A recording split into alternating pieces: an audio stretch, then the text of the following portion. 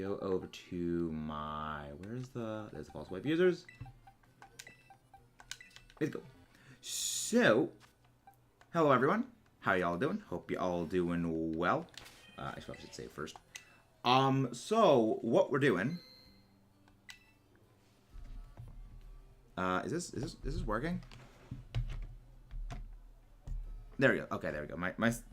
I have something that I used to check to see if everything is live, and it wasn't coming on. There we go. But yeah, how are you doing? Yeah, I hope we get it today.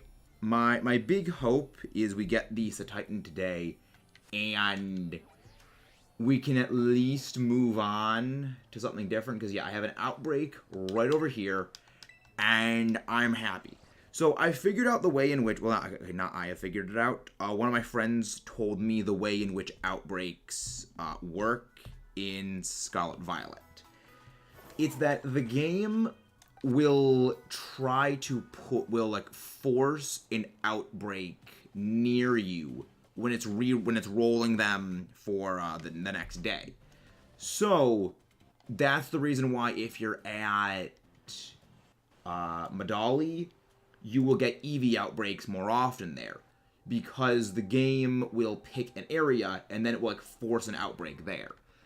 This is the very awkward way that Scarlet Violet's outbreaks work. Is it doesn't pick a Pokemon and then assign an outbreak to that area. Well, no, yes, to the area where it appears. It instead selects the outbreak by picking the area near you, and then it puts the Pokemon in that area. So, for example, say I'm around Medali, and when I'm around Medali, okay, it picks outbreak around Medali. What Pokemon will get an outbreak around Medali? Oh, it goes with this one. That's the reason why you get, Rufflet everywhere. My friend told me that apparently Rufflet has, a 25% chance of being an outbreak every single day because it's freaking everywhere in the overworld. Ezan. Hello, how you doing? Welcome in, resting. I don't know, Legends gives you a free shiny Ponyta. It's technically the first shiny in the game, but I guess I don't know. Yeah. You're forced into getting that because it's a side quest given. But yeah. How's everyone doing today? I'm doing pretty well. Again, we got the outbreak, so we can reclaim our shiny CETITAN. Let's start the replay buffer. But yeah, so I went through here, I KO'd all of the necessary CETITAN, and I want this one. After that horrible flub, I can reclaim it, and I can avenge the failed one. But it's gonna be a good video to make. Yeah, I just reclaimed my shiny CETITAN. Let's go. After we have this, I have an Arrokuda outbreak. And we're gonna try and do that one. Pick. Yeah! Yeah, 25% chance every single day. That's why there's, a ridiculous chance of getting a Rufflet outbreak. That's why if you go into your menu, you will see the, Rufflet is, almost everywhere on the overworld map. And because the way in which the game determines outbreaks, because it determines outbreaks by picking an area and then cramming an outbreak of a Pokemon that can appear there into that area, Rufflet just appears basically everywhere. So, every time an outbreak is selected, there is a chance it will be Rufflet. It's really kind of annoying, especially when, you already have a shiny Rufflet. Well, that's why if you see sometimes, I have just Rufflet on my map. But now the good thing is that we can avoid the missteps that led to the failed CETITAN with this. Because now I know to look out for. I mean, now that we're hunting it in particular, I will have just a sharper eye for it, which is good for me. The other good thing is that, there actually is a very good, amount of CETITAN that actually appear around here. You just gotta wait for them all to spawn in, I'm pretty sure. Because, yeah. The good thing is that it's contained. You know, the outbreak is pretty much this ledge and then, like, the ledge below this, so it's not really going to be there. I don't really have the storage for the spoon update. Oh, yeah, the spoon update. Hello, Rosie Games. How you doing? And again, guys, please don't forget to leave a like and subscribe if you haven't done so already. This is going pretty well. Let's try and get our shiny. Okay, yeah, no, we're not seeing anything new. Yeah, the only awkward thing is just there's not a whole lot of area for us to be on. Pokemon Bank update scheduled for Thursday. Possible get. I don't think so because they said spring, and we're not in spring yet. It could be, but I'm skeptical that we'll get it before March 21st. Again, that's because I just go by technicalities, and, like, technically spring doesn't start until March 21st. But I mean, I'd be happy if we get it earlier. Like, if we get it earlier than that, then I can, like, finish some of my Masuda hunts. Okay, no, you're not orange. There's no... Yeah, I don't think we're getting the home update until much later. You know, I think the home update is going to be, you know, in like, well into March. You know, again, that's me because, like, technicality, spring is not begun until later. But if we get it sooner, I will be happy. I will be happy to be wrong on that. Like, there are a few things I am happy to be. See, there we go. There's, like, that's the spawns. There's a lot of spawns for Cetitatan around here. Alright, that's weather. Yeah. Just announced the release in the direct. Yeah, that's the other thing. If home was coming soon, they would have announced it at the direct. Because they also did announce it'll be early spring 2023.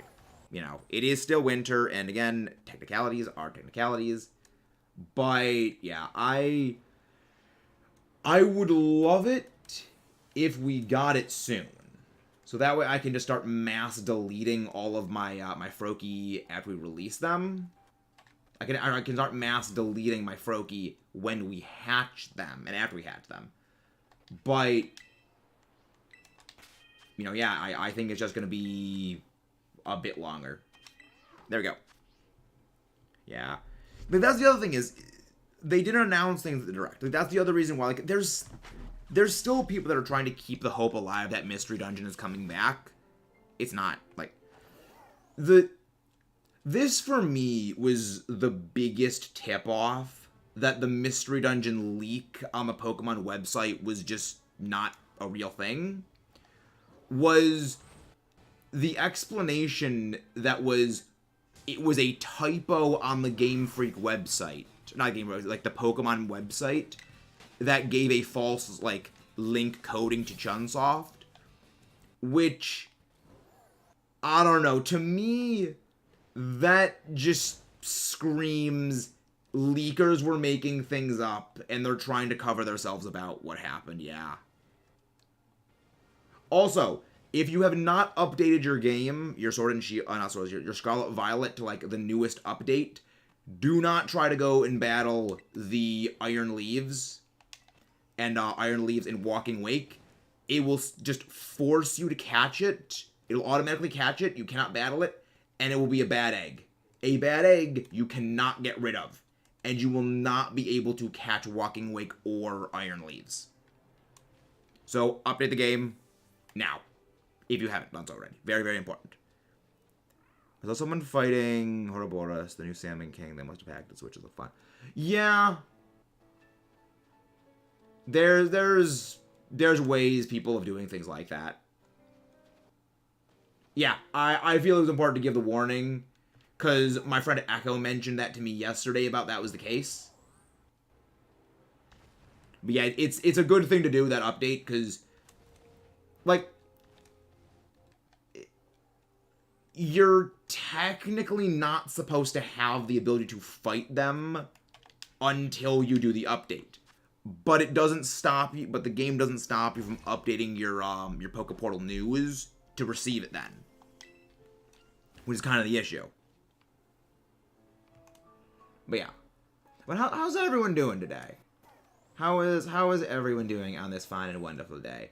I was just shoveling the driveway earlier today because, for those who don't know where I am, we've gotten dumped on by a lot of snow. And a lot of it, we got dumped on by a lot of snow over the past several days. And a lot of it turned to ice a few days ago. Like, the day it came down during the night, and then it turned into, like, when I say a layer of ice, I mean, like, a solid half an inch to an inch of just ice underlying everything. And, you know, I've been having to go out and, like, just shovel away all of it, because it's just not gonna melt unless you break it up, because there's just so much ice.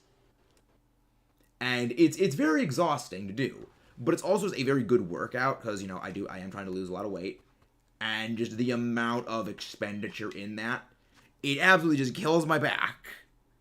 But, like, my entire lower back, just from, like, my middle of my back down, is just all of the muscles are sore. Because they're just, like, lifting up the snow and ice. Because it's also been raining today. And it's supposed to freeze later in the day. So, rain, combined with a lot of snow, combined with a thick layer of ice, does not make for happy driving. And lifting up, like, you never realize how heavy snow can be until it is like a sponge and it just absorbed water. It's like lifting a ton of bricks. Again, it's a freaking amazing workout. You will burn a lot of calories in doing that for a while. Like, you'll lose a good amount of weight, you know, if you do that semi-consistently. But it absolutely just destroys your energy and just your muscles will hate you. Which is good. You know, it's very good to have that. But yeah, it enjoys. Yeah, it is. That's the reason I despise the winter. Which is why my dad moved away, because he does not like the cold. Like, snow is all nice and good when you see it outside and, you know, you get the snow piling up, a white Christmas, a white Thanksgiving, white New Year's. Yeah, it looks really nice if there's that layer of snow going out, you know, making a snowman or whatever it is, you know, with your little cousins or whatever. It's all fine and dandy until you need to drive through it. Because, like, a few days ago, like around a week or like 2 weeks ago or something, we were having BLTs for dinner and I had to go drive out and, you know, go get the bread because we were out of bread.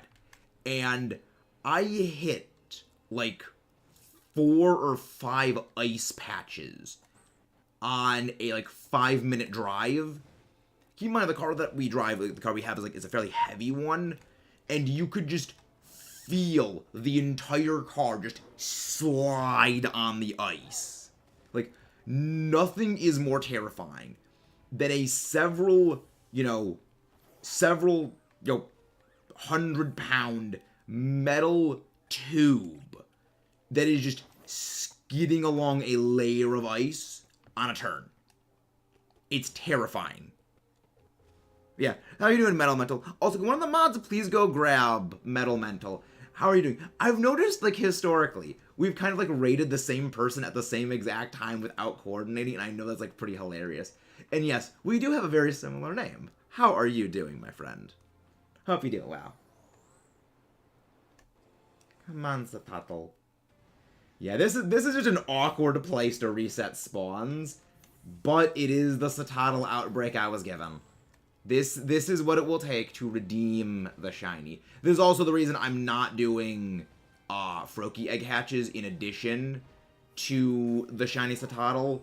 Is just, it's already not a, you know, ideal spot to be resetting, and having the Froakie eggs interrupting us would just slow things down. Hop off. But yeah, there's a good number. Like, the Satotl, like, spawn here in pretty good numbers if we just go up there, like, up the cliff. I'm seeing crazy glaze with ice. I heard you guys get it back, because you guys get it from the lake. Yeah, because, like, when you get lake effect snow, which is, again, snow, it looks nice, it looks fluffy, and it's fun to play in. But it's not fun when you gotta drive. We also, like, our heater was kind of not working a few days ago, so we kind of had to turn the heat off. Thankfully, we didn't get a whole lot of snow during the days we had to have the furnace off. But the furnace is fine now, the heater is back on, and everything is nice and toasty. But yeah. Yeah, Michigan, you guys get blasted with snow a lot. This is kind of the interesting thing when it comes to snow. Is there are certain places where it's just really cold a lot of the time, but they don't really get a whole lot of snow. Because it's just too cold for the snow to really form. Because, like, my brother, he went to school, you know, pretty north in the state. And he said, like, yeah, they don't really get a whole lot of snow up there. But when you get snow, it just doesn't go away. So it was like, yeah, it looks nice. But when you have to deal with it, it's just not fun. Panic. The Ouroboros attack is the Booyah Bomb. Interesting.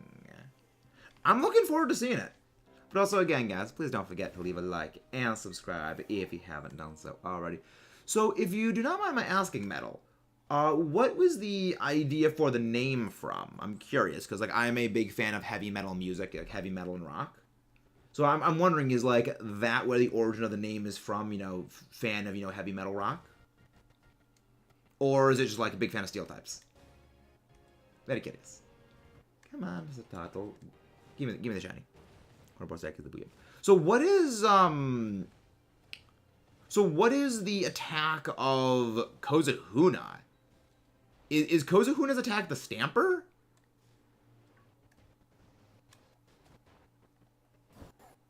The snow is your job right now. So you're like a snowplow driver or something? Neat.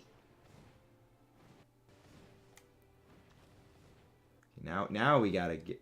Yeah, this is a very awkward reset spot for Thatatal. But I have the goal that we will reclaim our sparkles today. Yeah, once we get this done, we're gonna be hunting Aracuda. Oh, Splashdown. Okay. Yeah, I guess I kind of forgot about the Splashdown because it's only in story mode that you get it, right? The Splashdown isn't in, like, Turf War, is it? Solid question. You were the first. Really? I mean, I guess it is a fairly, you know, esoteric question. I do like to inquire about, like, the names of friends and things. Hey, Chloe, how you doing? Hope you're doing good. Yeah, the Aracuda hunt is not gonna be fun because it's a very small Pokemon in the water too, nonetheless. Yeah, I think I've actually found the ideal... I think I found the ideal Pokemon when it comes to clearing out water outbreaks for KOs. I think it's Quaxcaball. Because, excuse me, it has a fairly fast swim speed. It is locked onto Pokemon quite quickly when I'm having it battle things. And unlike something like a Azumarill or Veluza, it seems like it can reach pretty deep into the water because, like, its legs hang down pretty deeply. You know, Azumarill can really get stuff only on the surface. And you know, Veluza doesn't really dive down to go attack things. But Quaxcaball hits things in, like, that, you know, are relatively deep into the water. And it has a very fast movement speed. So I think when it comes to, like, future, like, water outbreak clears, I'm going to be using Quaxcaball, which is what I've been using for a while. But now I think, yeah, because I tested Veluza, I tested Goldango, but the issue with them is they don't, like, reach deep into the water. Which, for some, you know, of the fish Pokemon, they like to dive pretty deep. Dive down deep. Charging into enemies with Brush and Splashdown was fun. My old username was Metal Wyro. Used to be RuneScape videos. And part of me not only wanted to start fresh, a new username, but at the same time, wanted a name that was easy to remember. Yeah, I thought that's a pretty good, easy name to remember. Mental. It has a very nice ring to it. Because they're two nice, short, and simple words. Yeah, a friend of mine actually used to play RuneScape. I wanted to play it once, many, many, many years ago. I never did play it. And I think like a few years later, like this was like probably like 3 or 4 years ago, I was like, oh yeah, I remember this RuneScape thing. And just like wanted to go try and play it or something like that, but I just never like followed up. So #1 soda brand in the world. So think, what is it? I don't know. I mean, I'm very much a crush, crush orange soda, crush grape soda kind of guy. Finally, after 2 days, my EV are finally my friends and I can evolve them, including closer to finish. Nice. Yeah, I actually went on to my legends earlier today to see just what is my deck's progress. Apparently, I have everything other than Fione, Manaphy, and Darkrai in my decks. Well, I mean, and Arceus. But I'm pretty sure you need Arceus. I'm pretty sure you need the others to get Arceus. So yeah, so I actually am a lot closer to finishing Legends than I thought. I guess one of the days before I went to college, like, well, not one of these programs, I guess one of the days, like, after I came back from college and I played the game, and this was off stream, I did a crap ton of grinding in that game to fill out all the dexes. And so now we just got a few mythicals left. Coca-Cola, cause only starts with the same letter, but rhymes. Nice. They're not legendaries, Owen. They are just paradoxes. Yeah, Paradox Pokemon are not legendaries. They end, like, March 12th? You've got a good few... You got, like, 2 weeks before they end. Which is also one of the reasons why I'm not, like, super-duper scrambling to put together, like, a counter guide video right now. I'm, like, assessing and sussing out all the options. There's actually a pretty solid list of things you can use to just destroy the new raid bosses. Yeah, they're pretty easy.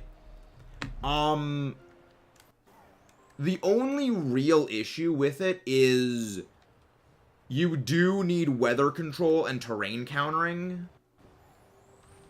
Because freaking the harder one to beat, I would honestly say, is Walking Wake. The main reason is its coverage is jerkish beyond heck, and Hydro Steam is just rude. The other one, also, Fate, whatever the thing is, what's its name again? Walking Wake very much enjoys using Noble Roar, which debuffs both your offensive stats. So not fun. You do need to deal with Swords Dance on the other one, but it's easier to deal with because you can just use Haze, clear that away. And also, even if it wants to boost itself up, you can just slap it with Foul Play. So like there's more. So long as you have a dark type that is not weak to. So long as you have a dark type that is not weak to bug, you can relatively easily beat Iron Leaves. But when it comes to Walking Wake, it's a little trickier.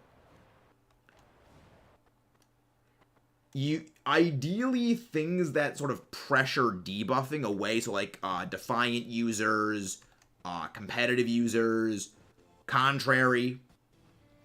Though the only issue with that is Contrary users, aka Lurantis, need to watch out for Flamethrower, because, yeah. It's a water type that gets Flamethrower. It's a dick, and it is an absolutely dickish combination of moves that they gave Walking Wake. And I'll be real, I kind of like it. The only thing that worries me, though, is Walking Wake is going to be a nightmare to deal with when it comes to competitive. Because one of the good things that has kind of helped deal with rain teams is Sun mitigates them. But, as we have seen from Walking Wake, this is a water type that is actually made stronger. Yes, you can get Walking Wake and Violet. Yeah, all you gotta do is go into the raid search feed, and it will be at the top. And if you join a Walking Wake raid, you will be able to catch one. I know, because that's how I got mine in here. And also, I got my Iron Leaves in my Scarlet version the same way.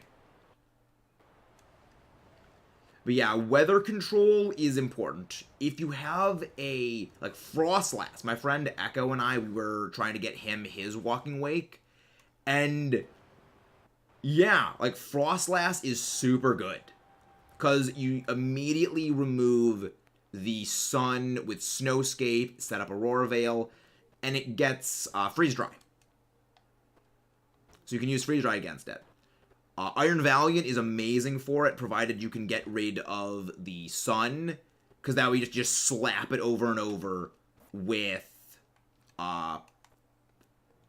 Spirit Break. Also, if you're going to be fighting Walking Wake, make sure you either have Clear Body, a Clear Amulet on, Defiant, or Competitive, or Contrary, because this thing really loves debuffing you. Heads up to everyone with clone rider. I'm cloning. Don't worry, this is a judgment-free zone. The glitch is patched to dispose of clones before updating. Yep. Also, yes, Walking Wake and Iron Leaves are shiny locked, so you cannot get a shiny of them. And if someone does have a shiny of them, they're hacked. Maybe they give Walking Wake Flamethrower because the sun needs to be out for its ability to kick in, which can... Not really, Pixel. Walking Wake's signature move, Hydro Steam, is actually specifically designed to not only not be weakened by sun, it gains a 50% damage boost when used in sun. Yes, Walking Wake is an absolute nightmare and a half when it comes to what its kit is. It is terrifying. Like, for context, Hydro Steam is a base 80 power attack, and when used in sun, it becomes a 120 base power move. That is a perfectly accurate Hydro Pump, especially when you consider if it is going to be used in sun, then it is also going to be on a Pokemon with a boost to its special attack stat, which is a 30% boost. It is incredibly terrifying.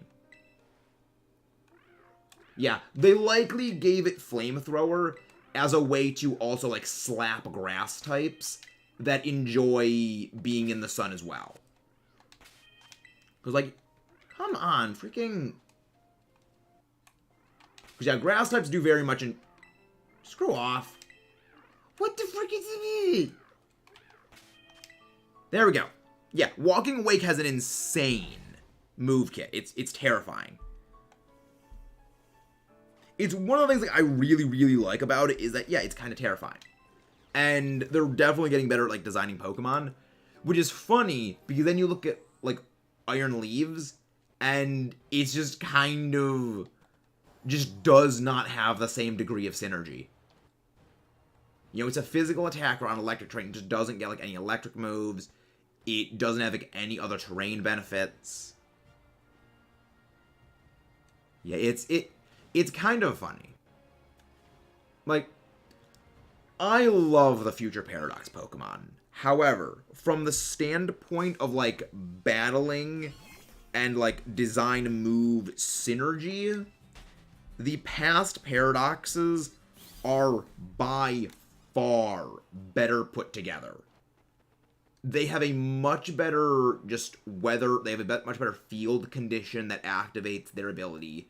The field condition itself has a better setter. Torkoal is much, much better and more useful than something like Pincurchin.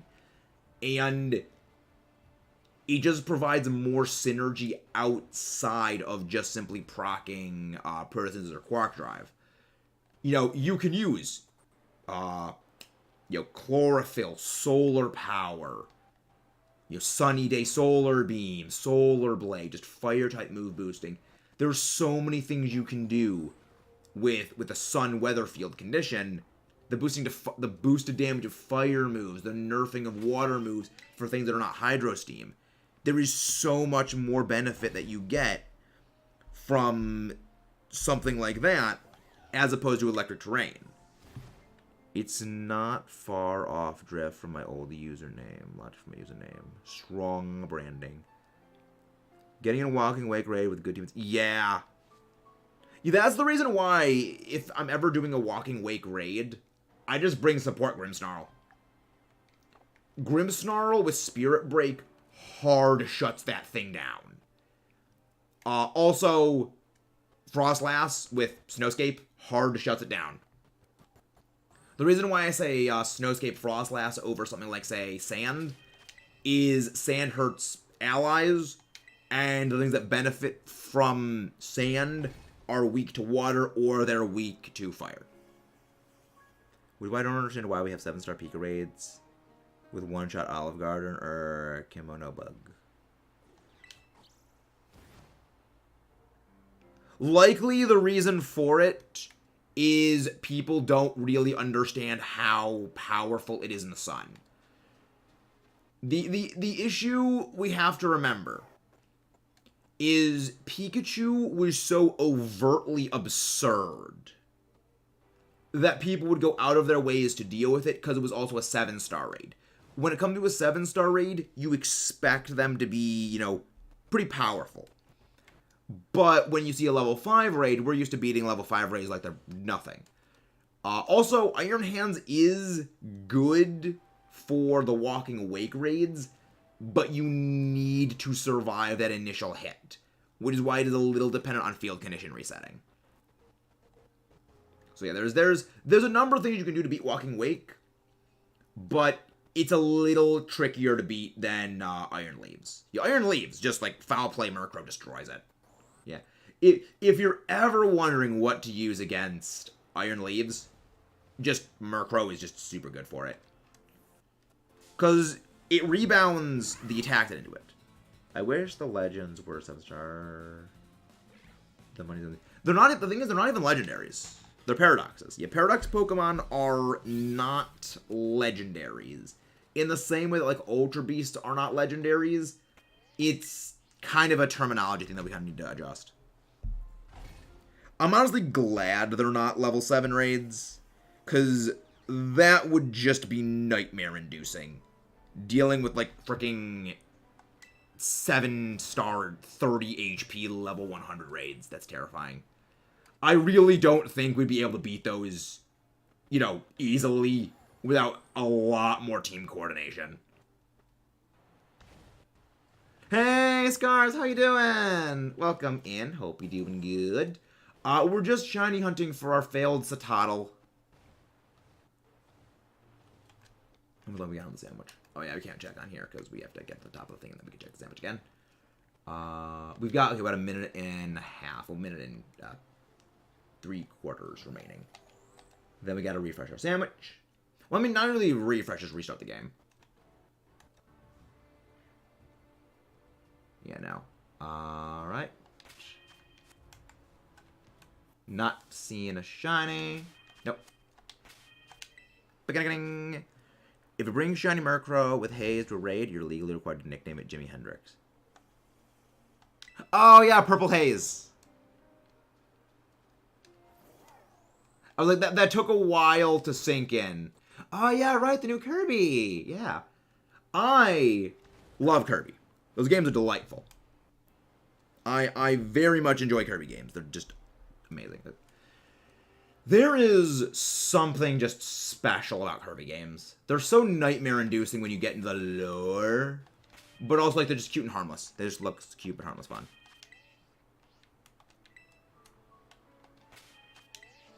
Come on. Freaking... Why is there no room? We've done this so many times. There we go. Pun complete. My work here is done. 7-star randos have gotten smarter. I won almost every match with randos. I think when it came to Pika, it was just that there was literally nothing else that could be done. I don't think it's a case of randos getting smarter. I think it's a case of people getting pissed off at how much they were just losing to Pikachu, that they looked up guides more. Because just the actual number of viable options were so small. Kirby guys are cute. Exactly.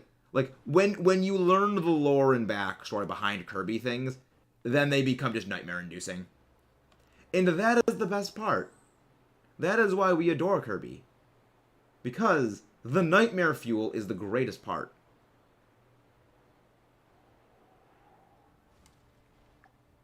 And that is all for this sandwich. Do one last sweep. And then we do a little bit of a resetting. Right? One sandwich down, no shiny. Return to Dreamland with childhood again to play it again. It's fun. I actually never played Return to Dreamland. But I've heard like nothing but good things. In Raiham, I just barely won a Scarlet Violet battle tournament. Nice. What was the format? Was it double or singles? And what were the rules?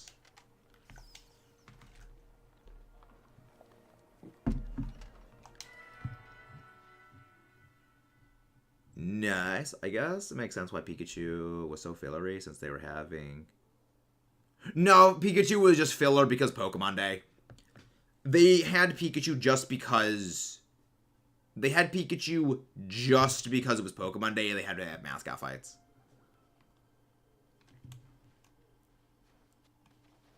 Alright. Do a little bit of scan.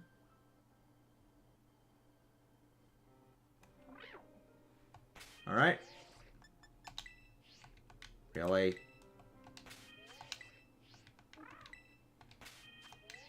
Oh my gosh, this is infuriating. This is infuriating. There we go. I can say easily top 3, if not number 1 favorite Kirby game. The only ones I haven't played are the game and the remastered and this remastered. I'll save right here. So that way I can just reset here.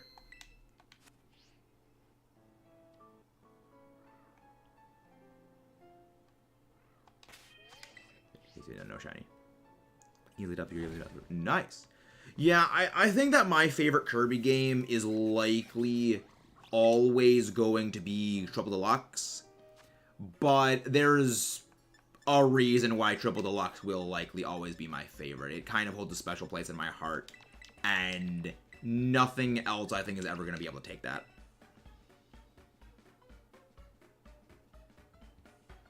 Yeah, I just saved right here because, like, you know what? I just don't want to deal with this, like, finding a new spot again. Just save, reset game. There we go. Claw. Stick. Yeah, like, Triple Deluxe, just, if you want amazing endgame boss battle music, I encourage you to listen to Kirby Triple Deluxe's soundtrack. It's glorious. I mean, Triple Deluxe is just a great game. It's just very, very fun. I also very much enjoyed Planet Robobot. Because, like, that's a direct sequel. And also, there's, like, some callbacks. Which is fun. I like Robobot, and I'm biased saying because Kirby... Yeah, like, freaking Kirby and Robot. Best counter to Iron Leaf. King Gambit, Murkrow, and, like, Sableye. I say Murkrow more than the others, because if that thing starts setting up Swords Dances, you want to get rid of the Swords Dance boosts. That thing will enjoy setting up Swords Dance. Yeah, but no, like, Murkrow, I would say, is a must. Like, I would say Murkrow's a must regardless, or a taunt user. I don't recommend Umbreon. The reason being Umbreon gets fairly easily obliterated by Megahorn, which is why you want a dark type that is not weak to bug, like Murkrow. But like, if Violite Murkrow with like max bulk, just there is nothing it can do to you. Because you use Foul Play, because even if it wants to start setting up Swords Dances, you Foul Play that boost right back into it, and then haze away its boosts. And it's just gone. Pyroklaw Stick. Raichu in the last Pokemon remaining and defeated Pokemon you probably wouldn't believe defeated. I'll probably believe it. Pikachu and Raichu get some pretty bonkers moves. I'm willing to bet it was probably a rock or ground type. and it used probably Surf to destroy it. I've used Raichu in VGC before. I am very aware of all the shenanigans that Raichu can pull out.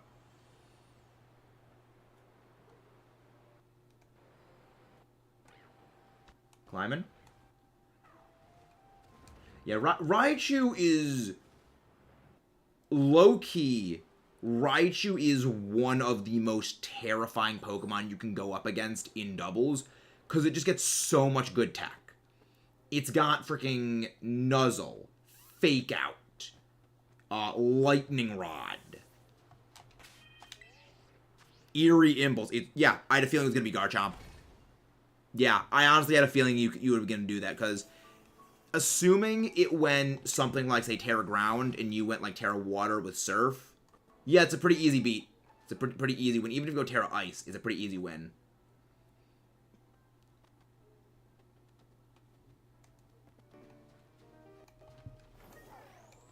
Yeah, Raichu can do a lot of things. And it's scary. It also gets Charm. So it can absolutely kneecap, like, any physical attacker. It also has Eerie Impulse, so it can kneecap special attackers. Well, I mean, did it still get Eerie Impulse in this game? I wouldn't be surprised if Eerie Impulse was kind of taken away from things. But yeah, Raichu can definitely put in some work. Hey, Lucky Reggie Drago. What do you need help with when it comes to your decks? I'd be happy to help you get you some stuff off stream. What do you need help with? But yeah, if you go to the Discord, I'll be able to help you with some of that stuff off stream. I have Scarlet. I have both Scarlet and Violet. I have both games, but I predominantly play my Violet version. But I have beaten the game on both. I've gotten both paradoxes on both versions, and we occasionally do some Scarlet Violet. We do occasionally some Scarlet hunts.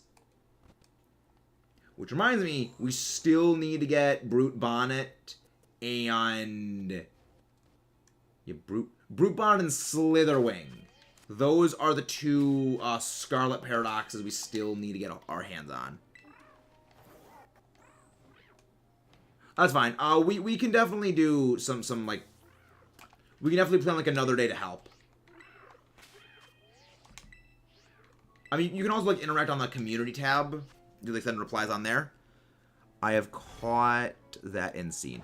Do you need the version exclusives? What move did you use to beat the Garchomp with the Raichu? Was it Terra... Was the Garchomp Terra Ground?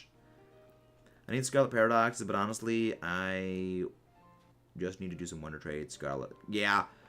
I think it's generally a good idea to do some Wonder Trades, at least for a bit. Because you can generally get a couple of stuff from there.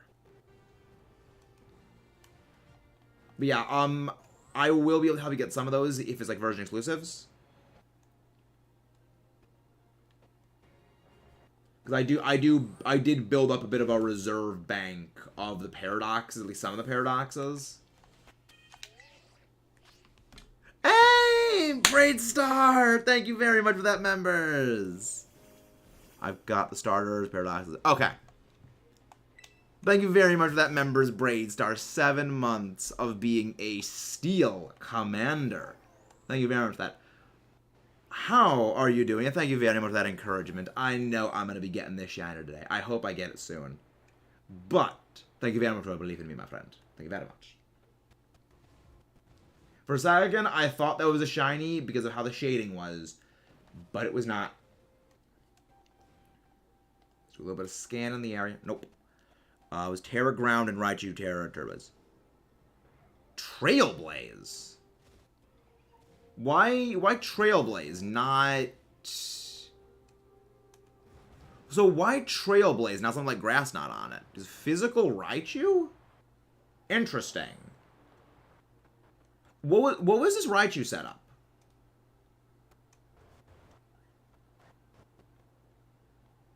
You buy it. The Eviolite is...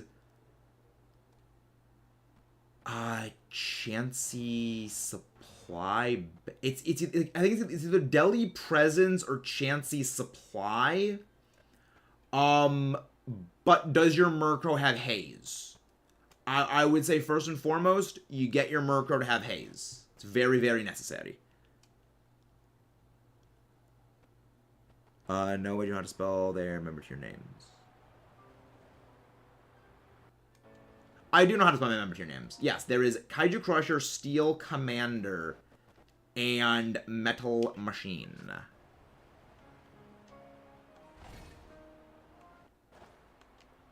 Yeah, I remember them. But also, guys, again, please don't forget to leave a like and subscribe. Also, this was awesome. I was trying to knock out my Arrokuda outbreak earlier to, get the necessary KOs for it. And I was like, you know what? I'll use Walking Wake to get these KOs. Walking Wake actually runs on the water when it's sent out into Let's Go mode. It's so great. I love it. Like, I'll show you. I'll show you guys when we get it. It's so great. Because I honestly expected it to swim, but it just runs on the water. It runs so fast it just walks, which I guess makes sense considering Suicune was shown to run on the water in the anime. I thought that was another shiny. It's not. Picnic. Yeah, exactly. That's what Joseph was saying, Pixel. Each stake shrine counts for 2 stakes. No. Oh, wait. Oh, yes. I was like, each stake on the shrine is 2. Yes. There are 8 stakes total. Yeah, the stakes are just... I feel like the stakes wouldn't have been bad if there was only 4 stakes per legendary. I think with there being 8, it's a bit much.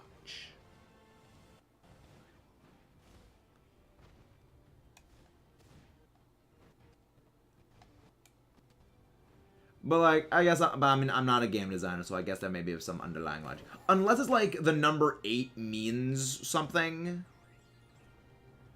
Use 5 ability patches that I'm almost never going to use. Nice.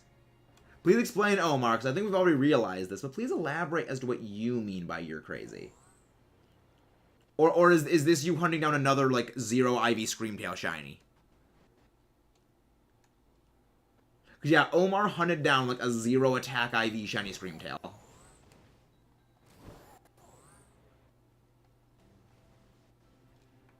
He what was, 40-something Screamtail you found? There was, what is 40-something shiny Screamtail you found before you got your shiny with the 0 attack? Raichu, Thunder Punch, Brick Break, Light Screen Reflect, Iron Tail, Trailblaze. Interesting. Any reason you didn't go special with it?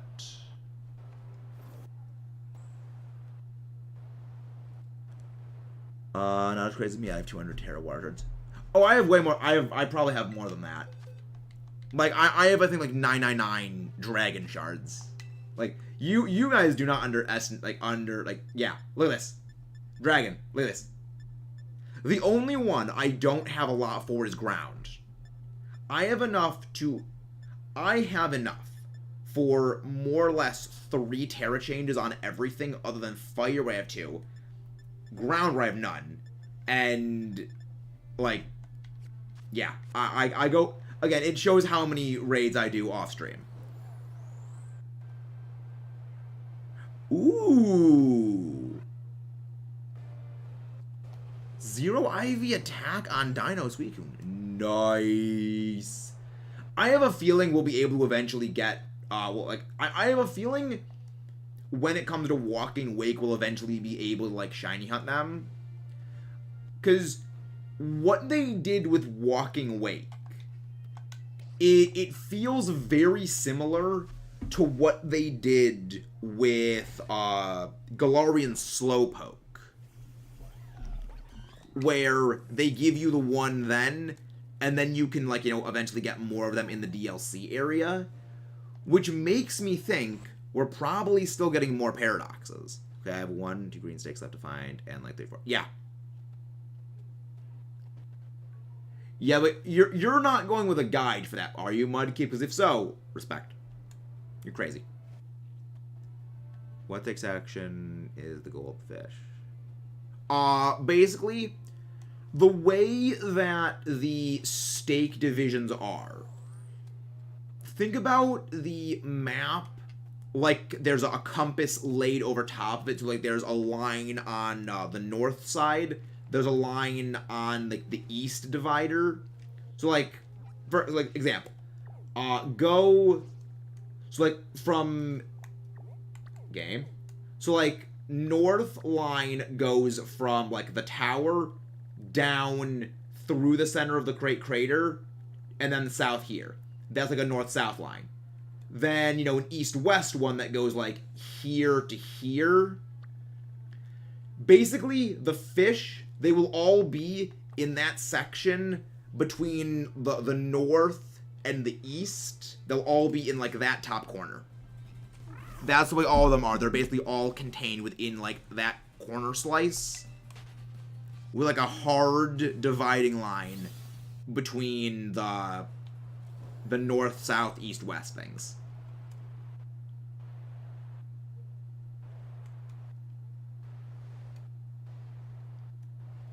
That's like, is like kind of like the best way I can describe it. It took me 30 times to get to, wow. Yeah, there's a part of me that really wishes I did that, but also I have a feeling we'll eventually be able to like get them other ways. Because like I have a feeling when it comes to the DLC, they will give us an area where you can encounter them in the wild. Because like it feels very Galarian Slowpoke to me. Honestly, I have an idea. Maybe give Meowscarlet a new terror besides grass could give it a boost. I mean, generally, I'm not the most in favor of Meowscarlet. I don't really have a positive view of it because it's just so frail. It has kind of let me down in a lot of battles.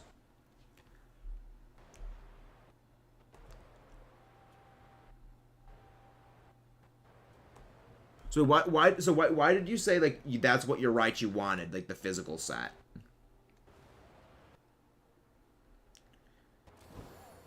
Say I were to waste my money getting EVs for CETITAN, what do I get? I'd say probably like physical attack and like HP or special defense. But why did I got so far off track? Where's the trio from this? I honestly haven't really looked at the mask trio. I don't know a thing about them yet. Like, I know they exist. I don't know anything about like their stats, their typings, their names, anything. So I've not looked at any of them.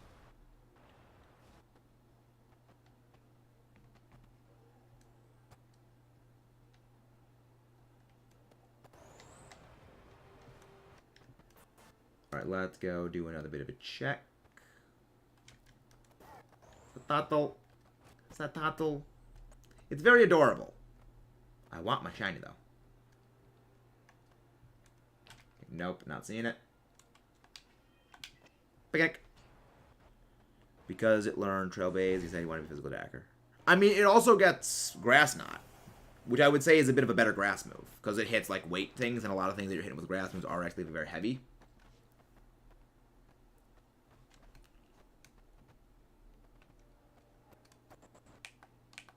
Alright, there we go. But yeah, whenever yeah, Raichu is one that I always thought like maybe go water, maybe go ground, maybe go grass, but probably water is what I would generally go with. I mean, granted, if I was doing a doubles Raichu, just because of that just very cheeky immunity to electric with Lightning Rod is very fun. Not a clue. I don't know what the nature's like what the nature stats are, but probably like minus special attack, up attack, like maybe adamant.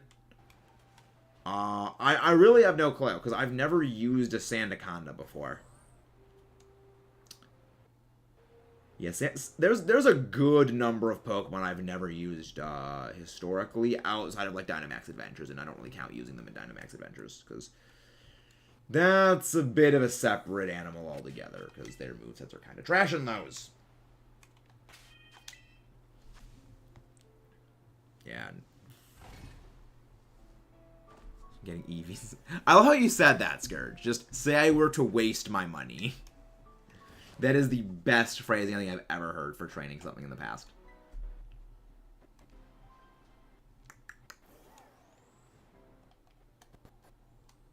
Alright, let's do a little bit of flying.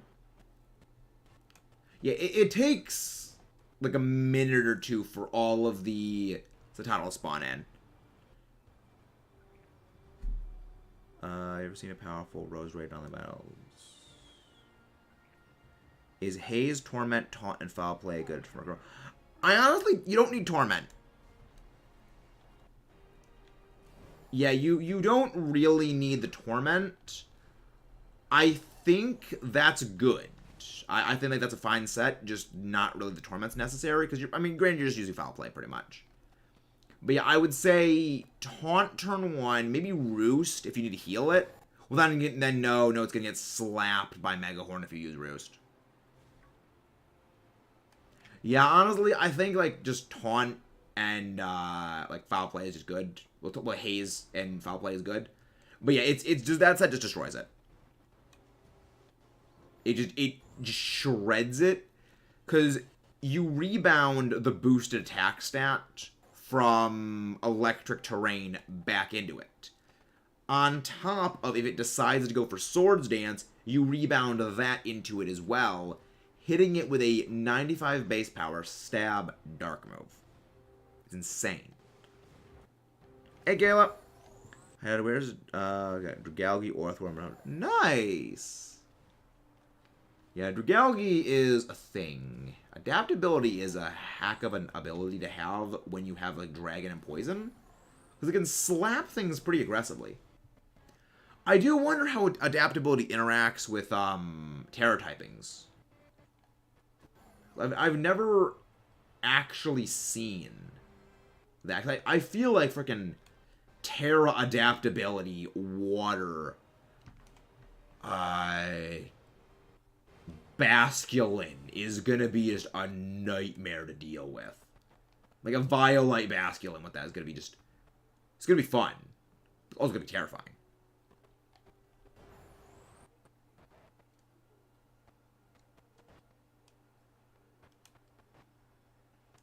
Get over there.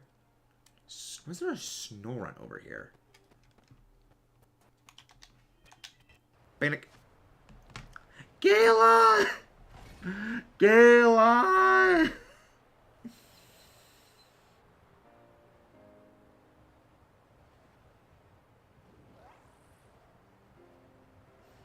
Thank you, Gala. Basculin cannot use a Violite. You need to have the evolved Pokemon be present in the decks in order to use it. So, like, you can't use Ursaring with a Violite now because Ursaluna is not in the Pokedex. Which means you can only use a Violite on the White Stripe Basculin, I believe is the form. But yeah, I like the Hisuian Pokemon I'm looking forward to most coming back. I'm looking forward to Kleavor. Because, like, Kleavor is just some kind of terrifying thing. Stone Axe automatically sets Stealth Rocks on use. And it does damage. And it's boosted by Sharpness. And it just slaps things. Like, that's going to be some kind of tear that thing is going to be invoking on things.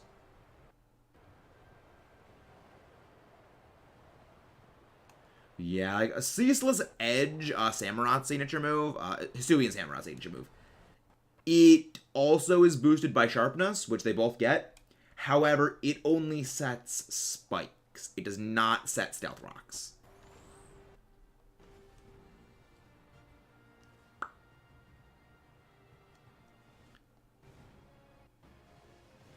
Well, honestly, I think it's really more of, like, Kleavor is going to be just, like, the absolute all-star just because of just Stealth Rock setting.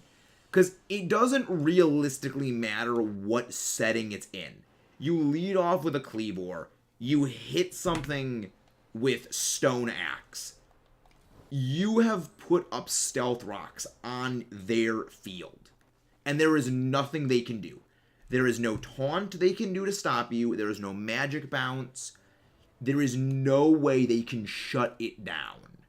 Unless they have some kind of, like, imprisoned shenanigans. There is no way to shut down Stone Axe setup. Which is why I remember talking with one of my friends and saying, I'm honestly wondering if we might see Stealth Rocks in VGC the second that thing hits. Because, yeah, Stealth Rocks and just entry hazards in general are kind of trash when it comes to doubles. Braviary I'm kind of mid on. I don't really think it's going to be too much of an all-star. But, like, Braviary, it's got some fun kits, though. It's got fun kits. Yasuian Lilligant's Victory Dance. I'm pretty sure it's like a physical version of Quiver Dance. So, like, it boosts your speed, it boosts your physical attack and your physical defense. It's pretty interesting. I think it's definitely going to be a big issue for things to deal with. I saw Andrew. I honestly don't know a thing about Sonic. I'll be real.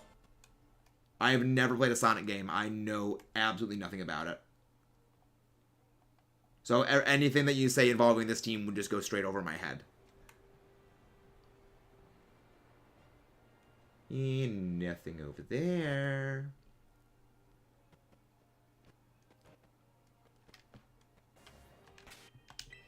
Picnic.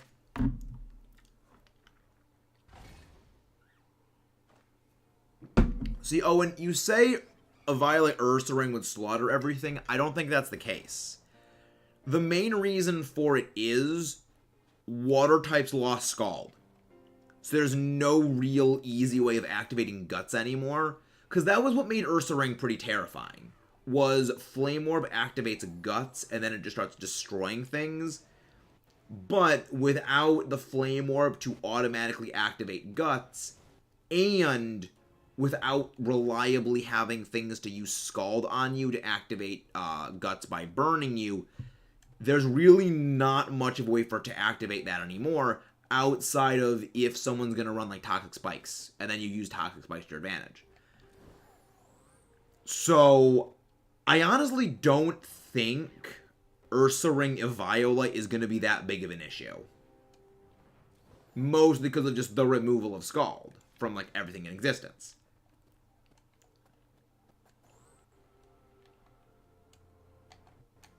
Because at that point, then you're going to need, like, Will-O-Wisp or stuff like that, and they don't really use that as much. Tricked Eviolite. Yeah, you can't do that in singles. That's a doubles only thing. And I feel like at that point, it honestly would just be better to go Ursaluna as the thing, because Ursaluna gets Ground Stab. And, you know, Guts Boosted Earthquake is kind of a terrifying thing to be staring down the barrel of. Dynamax Necrozma one-shot at. That isn't... Dynamax Necrozma? That... Was it Dawnwing's Necrozma? Because that, I don't think, should have killed. Because Necrozma's got Prism Armor. It should have chunked that decently well. Huh. That Necrozma probably should have survived that. Unless it didn't Dynamax. No Dynamax Necrozma. Huh. That may not have been a defensively invested, or, like, not even defensively. That may not have been at full Dynamax level. Because I don't think that Rose Raid can one-shot it. Unless you have, like, Life Orb +1 or something? Because Necrozma's ability reduces super effective damage. You know, this is singles. Singles. In doubles, there's a possibility for that, but I think in doubles, you're just going to go with, like, you're just going to go Ursaluna. Because Ursaluna has a Ground Stab as well. Because it has more, it does have more bulk, not more bulk than a Violite boosted, but it does get ground. You know, it can hit stuff with just ground moves, and that's terrifying.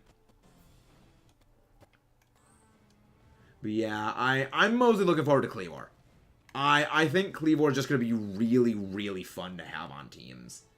Because it's got such a good move pool.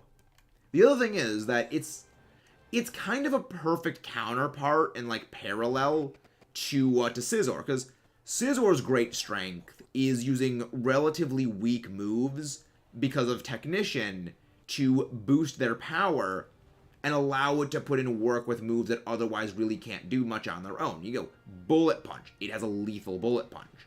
But Bullet Punch in most other scenarios isn't as good because it's just good for, like, finishing stuff off, but it doesn't, like, get as much aggressive power as Scizor can do. But then you got Cleavor, which boosts already powerful moves to just go all-out damage. So, like, it's going to be really fun. It's going to be really, really fun on Trick Room teams. Because honestly, I feel like both of them can run very well on, like, the same team. Because they kind of counter one of the weaknesses. Definitely going to try the Paldea Pro League battle stuff, even when I've only done others. Yeah. It's very fun. I recommend doing it. Wonder if they're going to do next of ever assuming Pokemon. I don't think the only attainable after transfer and trading. I honestly think that's going to be what they're going to do. They're going to just make them transfer and trade. Because I think right now, what's going to be is they're making the starters and, like, the Paradox Pokemon available by it. But again, that's what I'm just thinking right now. Is like, it's the pattern we've seen. We just don't know right now. Also, again, guys, please don't forget to leave a like and subscribe if you haven't done so already.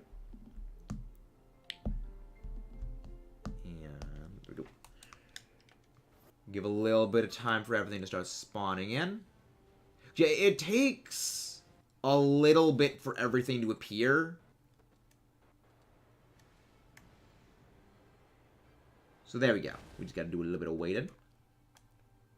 I am so glad that I got this outbreak today, because my big worry was that we were going to need to do Masuda method for it. And I didn't want to Masuda hunt, you know, a Pokemon I actually really like. That doesn't need to be because it can outbreak. But, like, watch this go the same way as the Cryogonal outbreak, where we just don't get the shiny from the outbreak. We get a peripheral shiny. I'm doing okay today, Kayla. I'm doing pretty well. Gonna do the voice call with my dad later tonight. Gonna be planning my other draft league doubles battle team with my two people that help me plan stuff. And just, you know, relaxing and doing other stuff. But yeah, it's going pretty well, Kayla. Yeah, but also, remember, I went over 10 times over odds on Karkadet. So, it's RNG likes to bite me in the butt and hates me. So, there is that which always needs to be considered. That RNG hates me. What help? US server is easy. It's a draft league. It's a doubles draft league I'm a part of. That's what the thing is for. And this is like the semifinals match. So, if I beat my opponent in this battle, then I move on to the finals. And there's a cash prize for the winner of this tournament. The best part is, the person who is, if I manage to win, the best part is the person who is my opponent is a friend of mine. And it's the person that I have helped plan their teams for. The same thing applies for me, where the person I will be going up against is one that helped me plan my teams. So it was like this super awkward thing of, we both have helped the other pull out some insane BS shenanigans wins with absolute nonsense. So having that on each of our teams, while the other person we know helped us make some jank BS. So essentially, the both of us have a very in-depth understanding of both how we play and the strengths and weaknesses of our teams. So, like, that's why it is so awesome. is that yes, we know far more about each other, each other's team and each other's like way of playing than any of the other opponents we've gone up against throughout the entire thing. Well, not exactly true. One of the people my friend did go up against, he helped them with team building, but also this person is not really the most well-versed when it comes to Pokemon things. So it was kind of another reason that they were kind of going to get absolutely demolished. But yeah, it's great. I'm really looking forward to that fight. That's why I need to win my semifinal match, so I can fight against them. But the fun part is that the person I'm going up against in my semifinal match is the owner of the server that we're in. So, like, everyone other than 2 people is helping the other person with their team, which normally sounds like that sounds like a problem, but it's not a problem when you realize that the 2 people that helped plan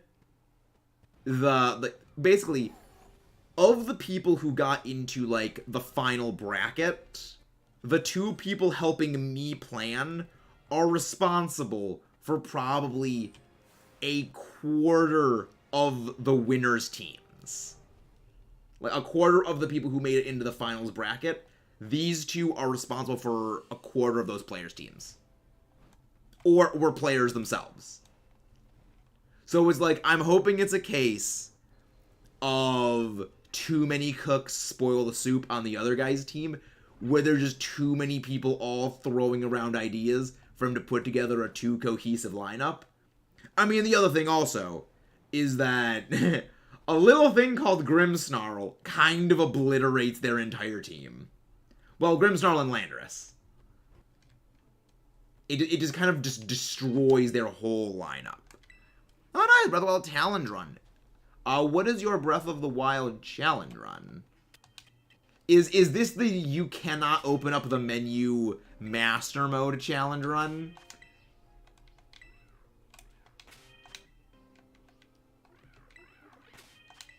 Because I remember watching a video on, like, someone made a challenge run where you cannot open the menu for Breath of the Wild, which means that you can only get, like, one of the Divine Beast power-ups, and you can't change your weapons. What the frick is this? What the frick is this ball? There we go. I'm ready to get destroyed. Nice.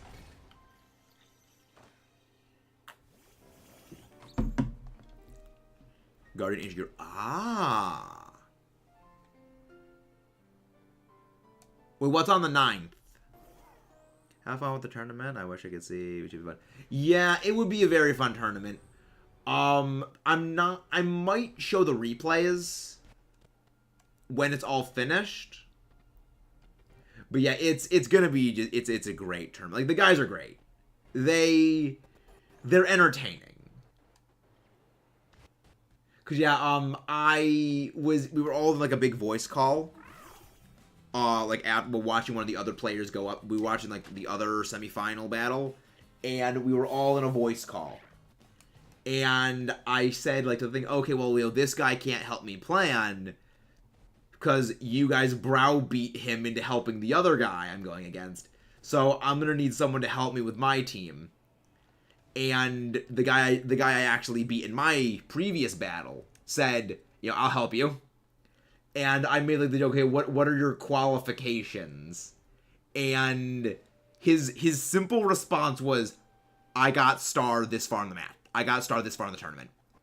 And consider, like, Star's main weakness was he is not the most versed in Pokemon, and he made a lot of, like, misplay plays, and it very much was, like, his team prep is what kind of carried him through a lot of the matches. I was like, fair point. You're on. And it was great. So it was like, I have, like, the 2 biggest big brains in the entire tournament helping me with my team. against, like, the entire server helping the other guy. But yeah, I have a plan. Like, freaking Grimmsnarl, I think, is going to be the absolute hero of that battle. Because he has so many Pokemon that are capable of Dynamaxing, because it's a Sword and Shield draft league. He has so many Pokemon that are capable of Dynamaxing very well. And Grimmsnarl basically hard shuts down every single one of them. Because just Trick Iron Ball, or like Trick Eject Button, Trick Flame Warp, it just cripples them. And it's on Master Mode. Oh, yikes, it's Master Mode. Delightful. Delightfully terrifying. Yeah, one sandwich, 2 sandwiches down, no shiny. Game absolutely despises me. Don't know why. I don't know what I did to piss the game off, but like, fair enough.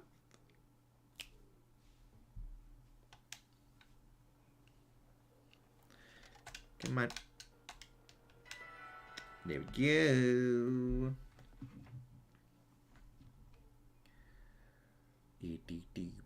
Again, guys, please don't forget to leave a like and subscribe if you haven't done so already. Third sandwich going up. We're like double odds on this thing.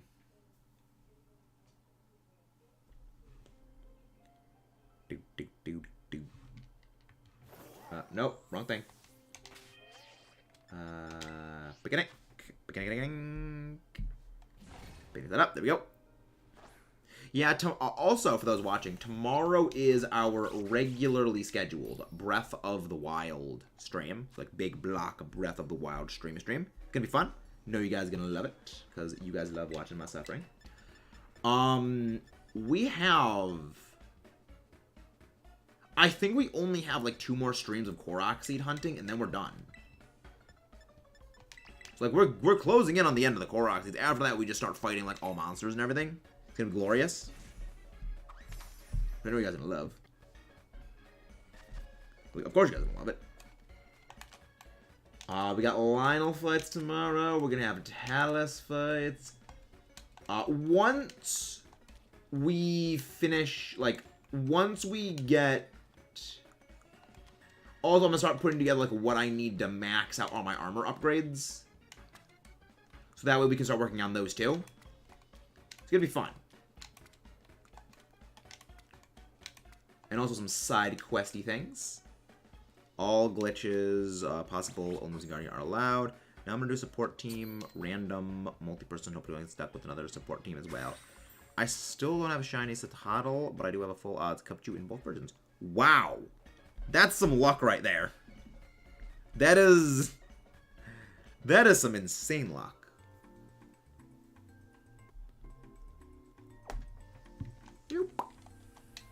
Yum, yum, yum, yum, yum, yum, yum, yum. We do a little sandwich munching.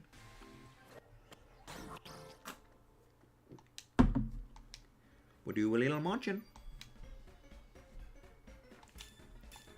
Sparkling power. Hello, Glade. Alright. There we go. Let's do a little bit more of a hunting. I have a good feeling about this third sandwich. I got a good feeling that we're going to get it on this one.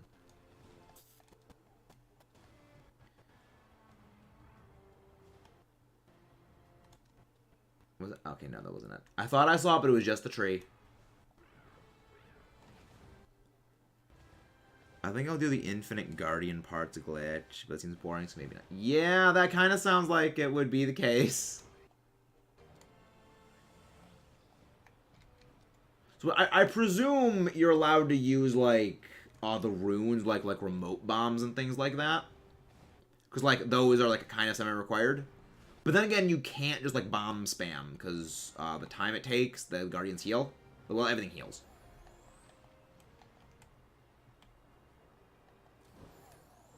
So does that mean you cannot use the Master Sword?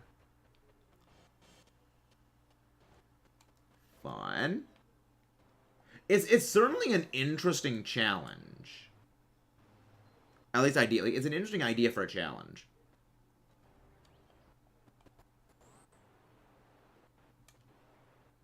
The only thing I can think of is, like, you need to make it so you can beat Guardians faster than you break your weapons, which I guess is possible if you go and, like, max out your storage for items and then just stock up on Guardian weapons from, like, the Shrine Guardians.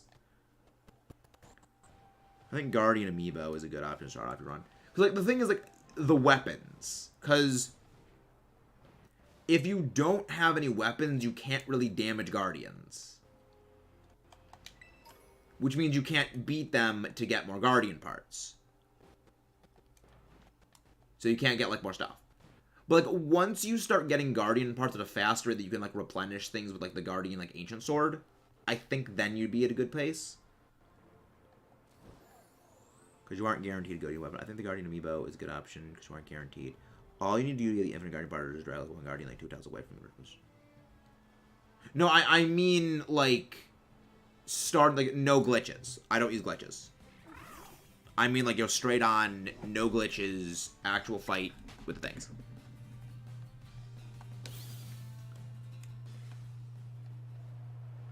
Also, guys, again, please don't forget to leave a like and subscribe for more. Alright, not seeing it down there. I have a good feeling, though, that this is going to be the sandwich we get the Sparkle on. New Pokeball for Pokemon. Really? What ball is that? Is like the mystery ball or something? I feel like that's been a thing we had for a while. Like the mystery ball, I think is what it's called. I think it's like any Pokeball from Legends brought in becomes the mystery ball. I think that's what it is.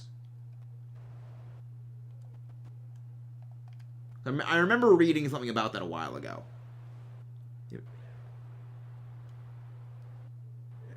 Yeah, freaking master mode with only amiibo loot. That's terrifying.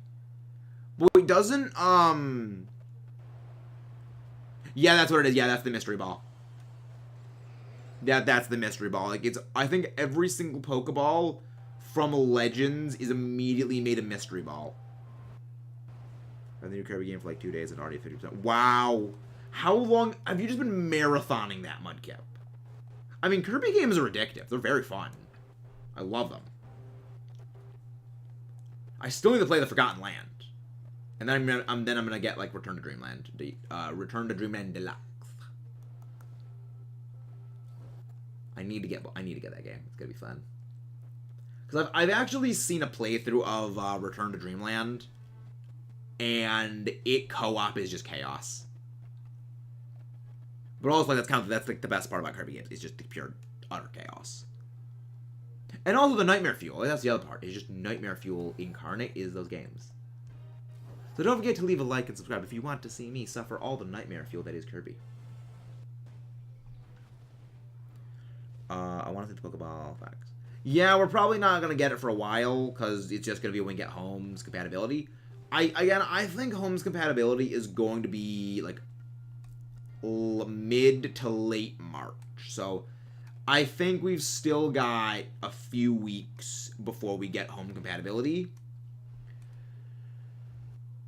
I think the latest we'll get Home compatibility is, like, late April, but I think it's not gonna be for like another 3 or so weeks. So you've forgotten Lands Matter, Return to Dreamland is 10. I have not played either of them, so I can't make that judgment call. Why is it raining as a title? It's freaking raining whales. It's raining whales. Clip that.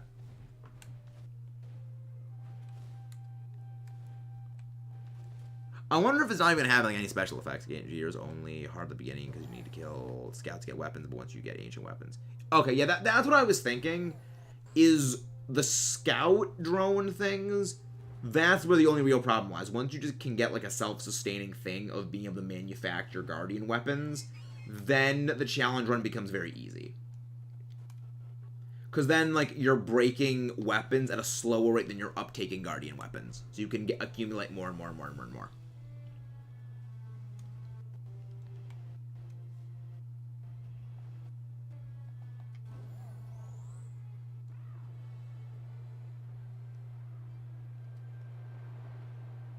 Come on, CETITAN, sparkle already. Freaking crap. We're on our third sandwich. Let's go over here, reset all of the spawns.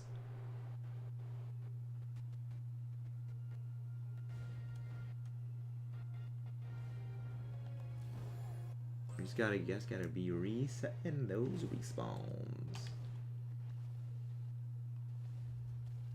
Yeah, the trick really is just getting to the right place to wait for everything to respawn. I always felt like it was strange that Golem turns into a lizard. Wait, what? Please explain. Please explain what you mean by that, Pixel. Can't do duplicate because it requires a non-guardian, non-ancient weapon. Ah. Yeah, I never do glitches when it comes to games. I kind of just have like a mental tick against glitching. But I do understand why people do enjoy them.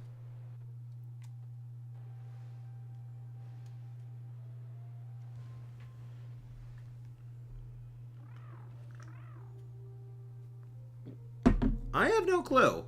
The only thing I can think of for why BOTW got like a software update is if they're adding in some form of when Tears of the Kingdom happens, and if you have save data from Breath of the Wild, it'll do something with that save data.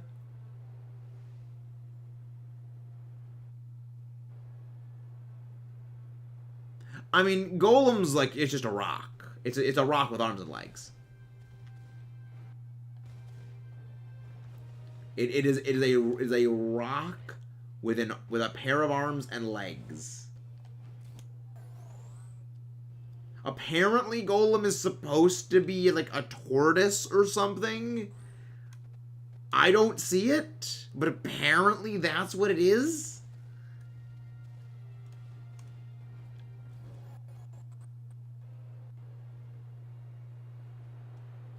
It's just raining CETITAN.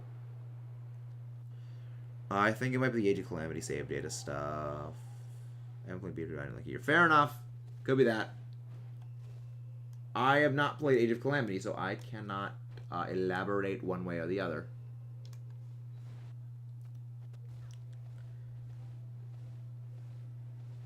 That's a lot of enemies. That is a lot of enemies to take down in a minute. How do you do that? Is it like is that a glitch, or is like that like a required part where you just use like so super move to delete them all?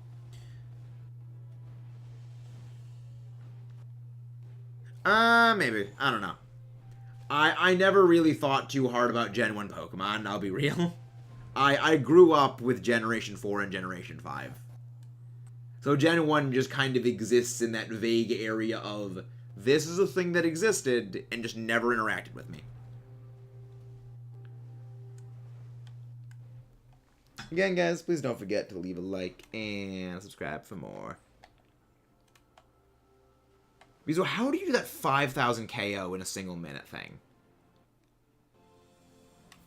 Oh, really? That's fun. That's pretty fun.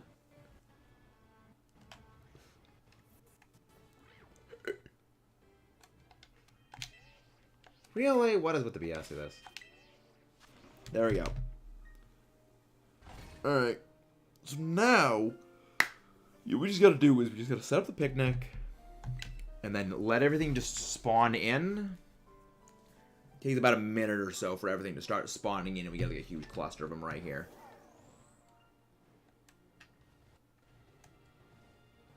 Yes, we're already getting them. We're already getting them. Just climb up here. It would have been amazing if the shiny one was up here.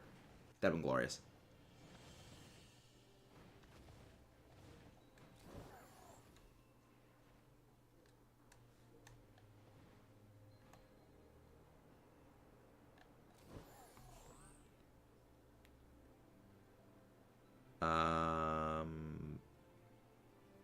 The Calamity is pretty fine on Al.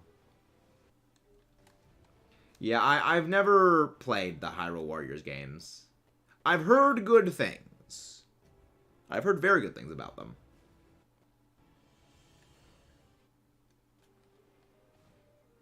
But yeah, I don't know why we are not getting this this shiny Citadel yet. This thing wants to be... I mean, granted, this is probably revenge for me failing the shiny. Which honestly makes me worried when we hunt Togepi, because we failed Togepi like last year. That scares me. But then again, Togepi would never want revenge, because Togepi's a good bean. Togepi's a good bean.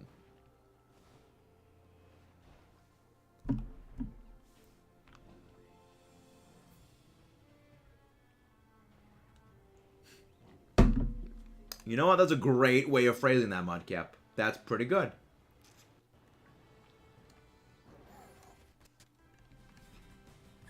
Oh, dang, a million enemies. I was exaggerating. Ah, hyperbolic. Fair enough.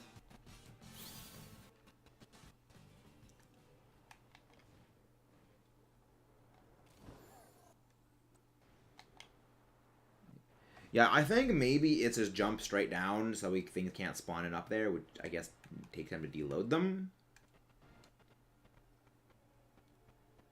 I don't know. I guess I don't know why. Like before I started streaming, I came over here to just check everything out, and it was just freaking Citadel City with how many of them there were, and now we're not getting the same number of them. Which also is the reason why I'm not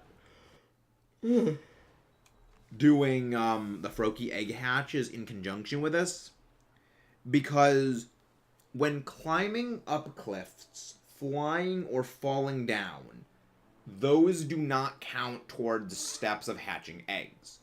So we really wouldn't be hatching too many eggs here. And the few that we did would really just slow us down.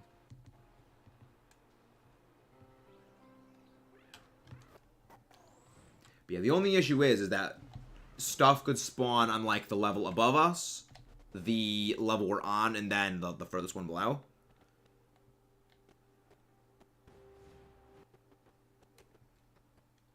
So it's just kind of like a little tricky situation for that. Is that hard, the Divine Beast? Yeah, no, the Divine Beast just laser blast things. The Divine Beast just go pew and everything just vanishes. Oh no, the light.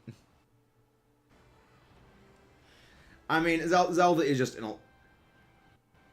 every Legend of Zelda game, it starts with Link waking up, doesn't it? Yeah, I'm pretty sure like every single Legend of Zelda game starts with Link waking up from sleeping. Which is like, if that isn't the most mood thing ever, I don't know what is. It's just, Link just wants to sleep, dang it. He just wants to sleep. Let the man sleep. Bro is just lazy.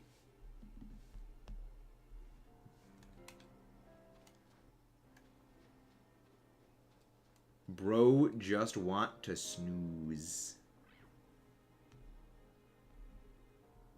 Divine Beast just taking a step kills about 100. Oh my god. I could believe that. I can honestly believe that with how big the Divine Beasts are, just crush.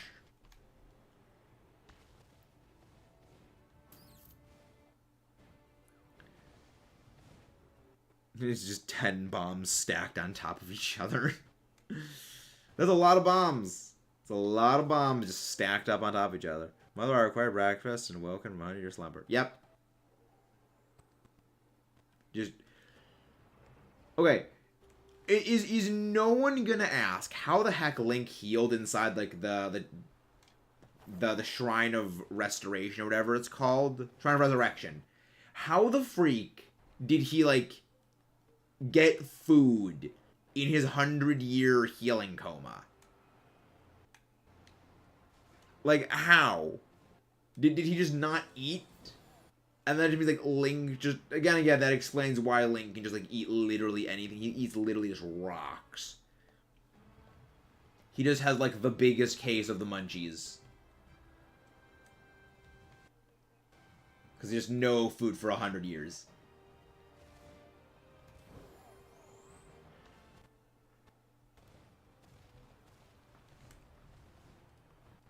Link just literally will eat rocks.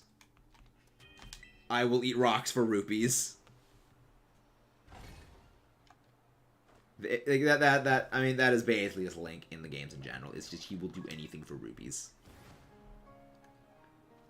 Especially burst into people's houses and smash their pottery. Just for, like, a penny.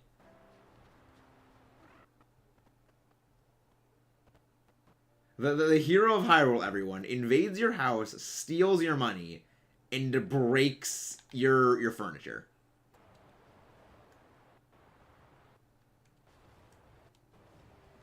That's literally what Link does. He is the ultimate definition of home invasion. Like, it's written in Hyrule law. If someone breaks into your house wearing green, they're not a burglar. They are legally not a burglar. Because otherwise, how the frick is Link gonna pay for all the property damage he causes throughout, like, the entirety Zelda series? The king just racks up an enormous tab of replacing everyone's... just everything that Link breaks. Don't let Link play next to Minecraft update. They added ceramic pots. No, let him in there, because that'll be fine. He just comes in and just breaks the game just shatters. The game just, no. Like, Minecraft just shuts down the second Link gets within, like, any range of a pot.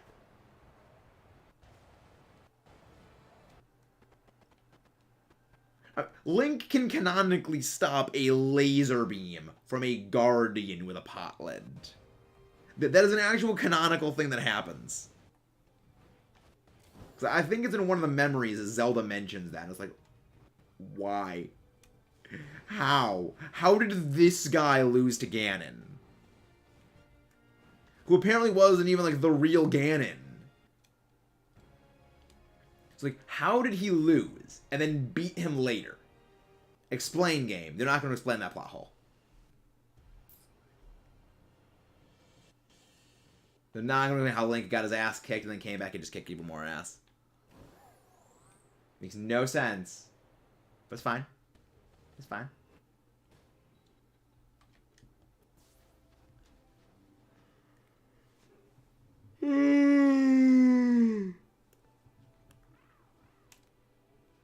Okay, let's let the stuff spawn in. Delete. Delete. I don't get how it is Link manages to beat Ganon despite getting his ass kicked by Ganon earlier.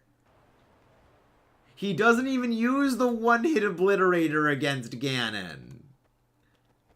He doesn't even use the one-hit obliterator, though.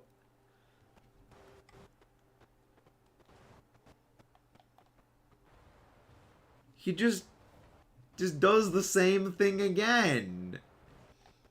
The only thing maybe he just didn't have bomb arrows. That's what it was. Link didn't have the bomb arrows. That's kind of my favorite thing about Breath of the Wild is when you really think about it, the entire game is just a Dragon Ball Z style training montage. Just of Link getting ready to fight Ganon. So you could just put on, like, the Rocky training theme to the background of the entirety of Breath of the Wild, and it still fits. Because it's literally Link's Rocky-style training montage. It's Link's Dragon Ball Z Rocky-style training montage. Which is terrifying. Because it's like, you put Link up against probably any video game character, he just probably wins. Aside from Kirby. Because, like, Kirby just beats everything. No, the Master Sword is not upgraded when fighting the Ganon stuff. The Master Sword's power is only activated the full power of the Master Sword that you get when doing Trial of the Sword, that is the base power of it when fighting, like, Ganon's things.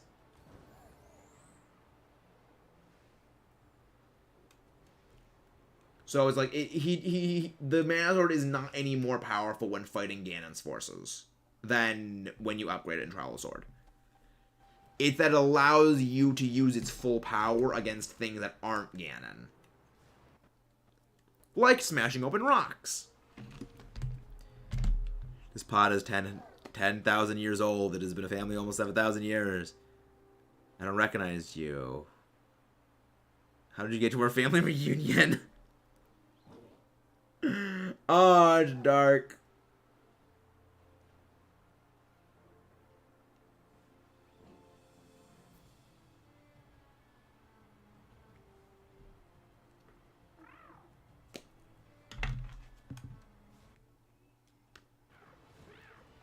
Yeah, it's like I don't like. I enjoy Breath of the Wild, but there was like some funny just things you can poke at about the scenario for it.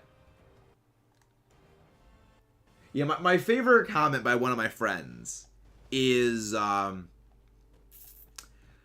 he thinks the way that they're gonna have Breath of the Wild's sequel, Tears of the Kingdom, be set up is that canonically the Link that loses at the start of that game is gonna be speedrunner Link, who goes and fights Ganon with 3 hearts and a mop in his underwear.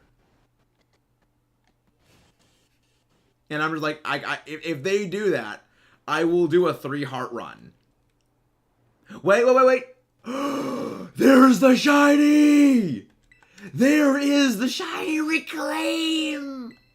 There is the Reclaim! No, stop falling, whales! Stop falling! There we go! The Reclaim is finally there! I don't know if you don't have a recoil move, so I'm just being safe. We got it. The Reclaim! The redemption arc is completed! Freedom! Oh, please tell me you're, like, have a mark or something like that.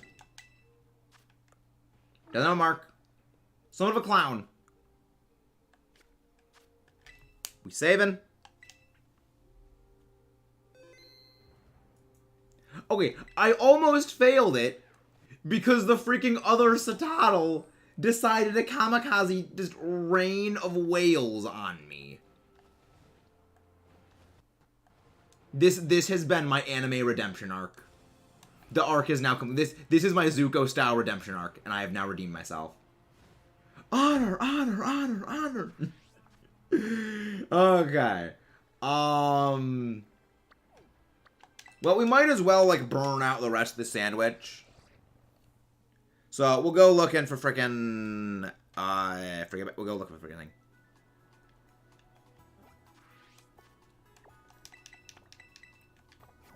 So, yeah, so now... 5 minutes left on it. Now, we're back to Greninja hunting.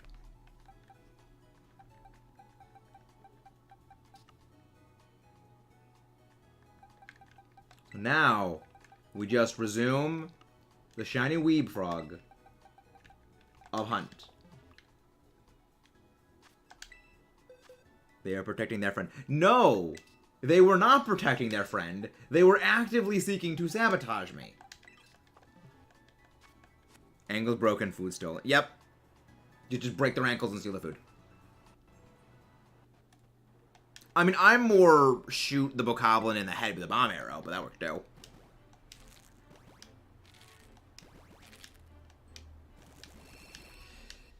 Yeah, I probably should order my copy of Return to Dreamland. Probably do that at some point. But yeah, it's a good game. Good game. Now, watch me freaking get another shiny Citadel here. Just for the game, decided to just grease, just trigger, just triggering. After I just finally reclaimed it. Shiny reclaim. Grow Ninja counter. There we go. We take this up to 60 when we're done.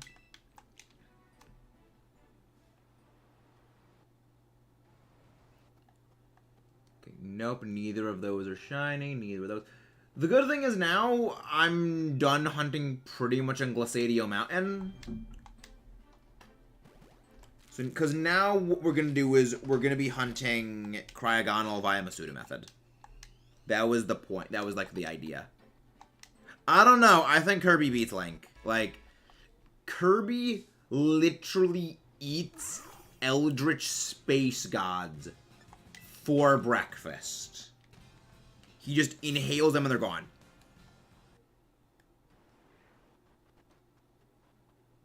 I kind of think Kirby wins that.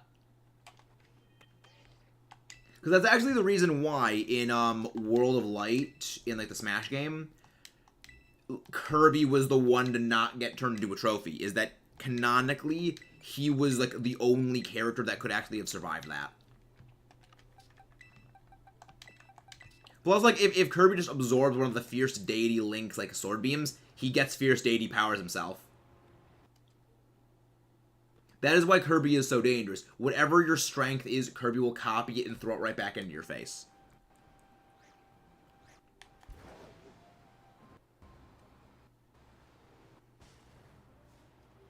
So it's like, he can absorb the powers of any Link and just rebound them.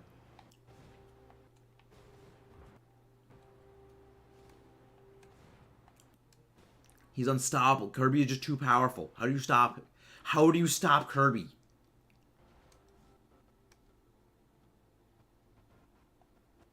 And even then, he can just absorb, like, the Fierce Deity Link sword beams and then just gain Fierce Deity powers himself. So it's like, even Fierce Deity Link, like, does not beat Kirby unless he one-hit kills him. Which, considering it's Kirby, and he's pretty damn indestructible, I don't reasonably see.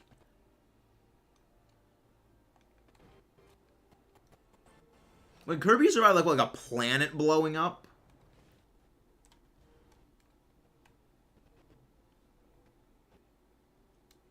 Your baby got the... He just gets about it, just boom. Reflect. Reflect. Reflect. Reflect. Reflect. He's parried. Perfect parry. He's unstoppable. You can't beat this guy. You can't beat Kirby. He's too powerful. You can't stop the pink puff ball of doom.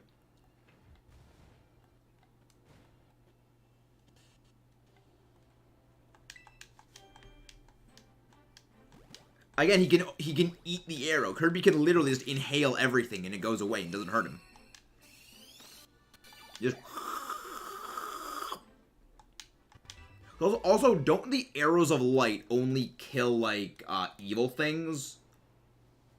So, like, they wouldn't do a thing to Kirby?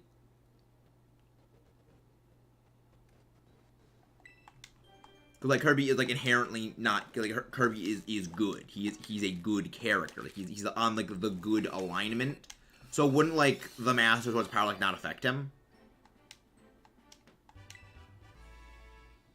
Oh, no, is that, like, the Spirit Bomb or whatever it is from Dragon Ball Z? Like, it only affects people who are evil? Maybe I'm thinking of that.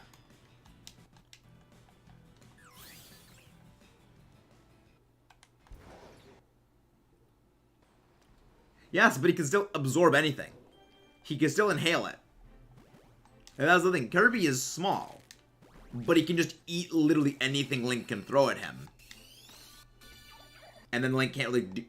Like, Link can't really do anything to a guy who can eat any of his ranged attacks. And also a guy who is so small, it's kind of hard to hit him with a melee attack.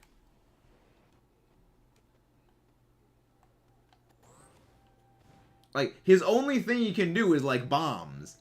And even then, Kirby can absorb the bombs and actually get, like, the bomb upgrade.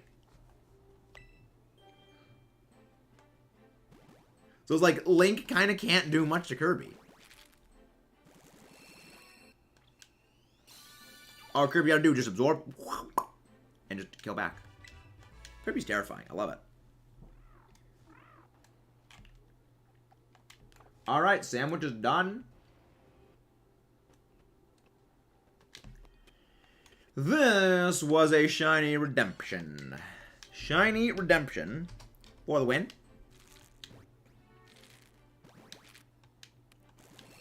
Okay, fair enough. Kirby has a copy ability already. You can still use the copy ability.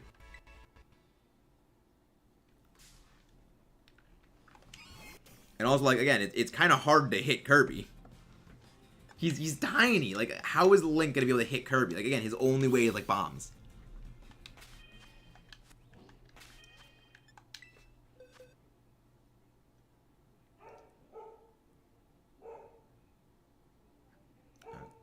There you go.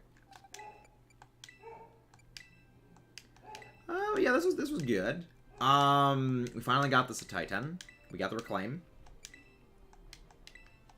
Now, we are going to go and hunt Arracuda.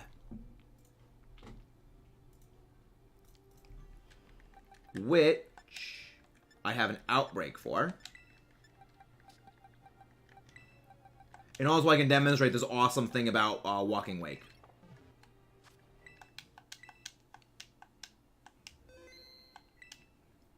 Genuine. Yeah, killing a guardian with a potlet is just absolutely a riot. And Kirby can do the same thing once he absorbs Link. He can't parry an absorption.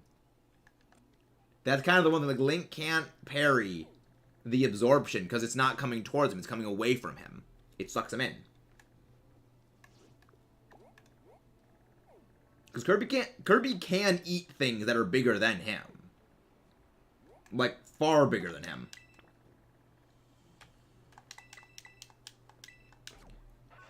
Yeah, Kirby's unstoppable. Kirby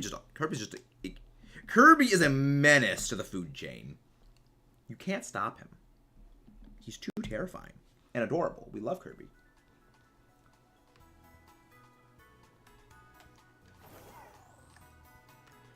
But yes, now we do a little bit of water type hunting.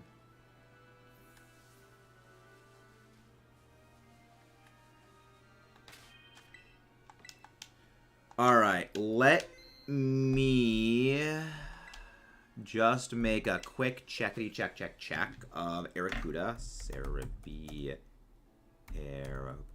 Because I want to make sure. It's like, I'm fairly certain I know what its shiny looks like. I know it's like purple. But I want to make sure. Like purple-ish. With the normal's brown.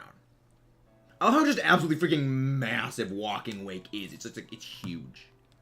It dwarfs Iron Leaves. Unless I have to have a giant one.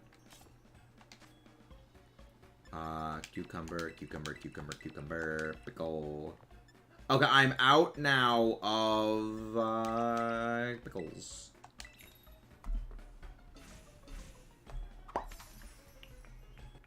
Yes, it's like purple.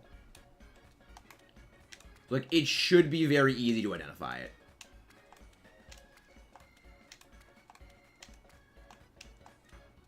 Yeah, my goal is to at least get Arracuda and Barracuda today. In addition to this.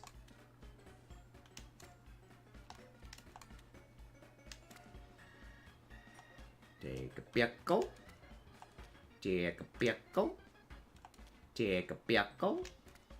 And ditch the bread. And the pick. Yes. That is what, so yeah, that should be pretty easy to see. Because it's blue. Like, it's blue purplish, so it should be easy to spot. Iron boots. Oh yeah, right, the iron boots. But then also, Link can't move. Well, he can't. Well, Hypernova Kirby. Hypernova Kirby could eat him. Because, like, Hypernova Kirby can literally eat anything. It's kind of the whole point of Hypernova Kirby. So this is the greatest thing ever when it comes to Walking Wake. It runs on the water. It's so cool. I love it. Alright, get back in the ball. Alright, let's get looking for Aracuda. It is time to look for a little fishy. Gimme the fishy.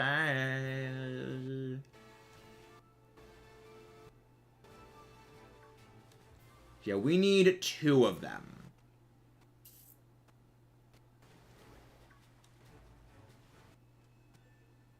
So this is gonna take a while. It's awesome. Yes, because we're not used to seeing stuff walk on water.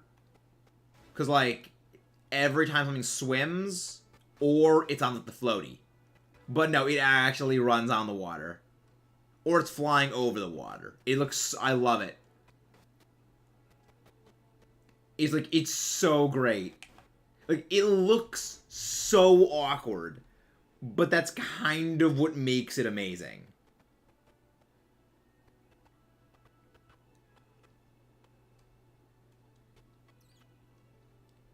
I'm really hoping that Cetitatan taking so long to sparkle will cause the good luck to happen on this and me to get this one fairly quickly. Because I need both of these.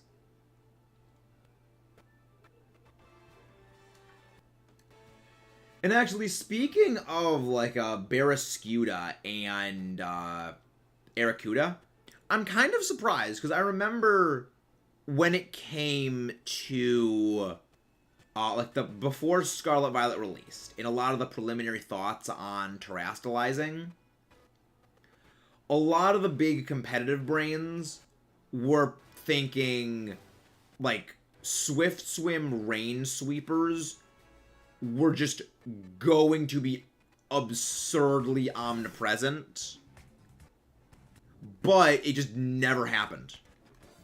And I'm so glad that happened. I'm so glad that didn't happen.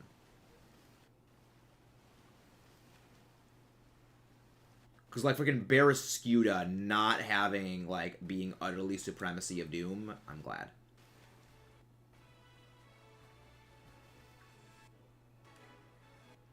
Yeah, the trick is, Aracuda is absolutely freaking tiny.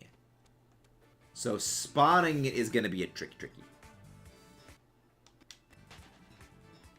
Kayla, Tails, Gilly. Yeah, I had a feeling that, I had a feeling Alchemy was coming back. Because you can do the spin around thing in this game. And, like, the only reason they would have you being able to do the spin aroundy thing is if it's for Evolving Alchemy. Yeah, Ninetales is coming back is going to be interesting. I have a feeling probably most of the weather setting Pokemon are going to make a return.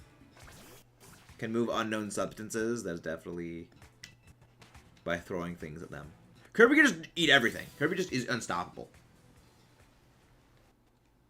Kirby is literally a black hole with legs.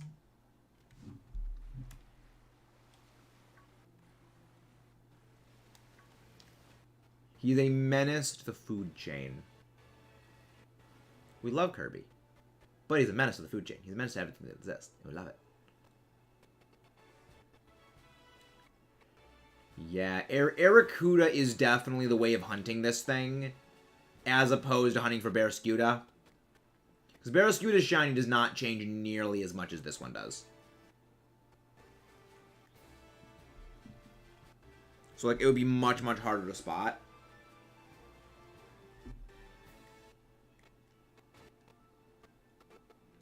Okay, come on, my little torpedo fish.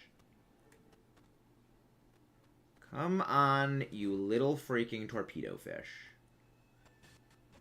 Give me my little sparkles. Well, give me my first sparkles.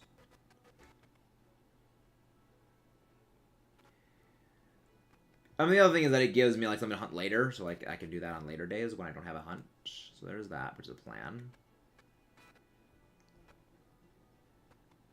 But yeah, the water hunts have historically not been kind to us. So we gotta hope for a good eventual one. Eventually one of these water hunts will have to be nice to us. Because it's just like, it's just probability. It's gotta work out that way, right? I mean, ideally the other way of hunting it is getting Barraskewda in... Is getting Barraskewda by Dynamax Adventures, the same way that's Salazzle. But that would involve me catching Barraskewda. And also, Barraskewda kind of sucks in Dynamax Adventures. Its moves just not good.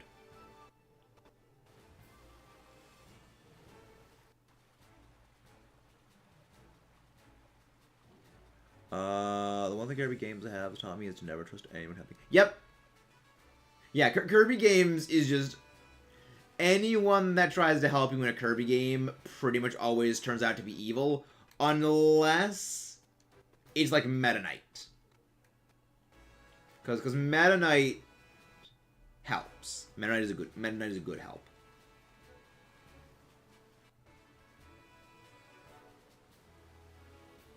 Yeah, that's Kirby Games. Kirby Games do that, and they do them well. Oh, Andreas is playing Unite. Yeah, not Andreas playing Unite. Andreas is playing Scarlet Violet. Nice.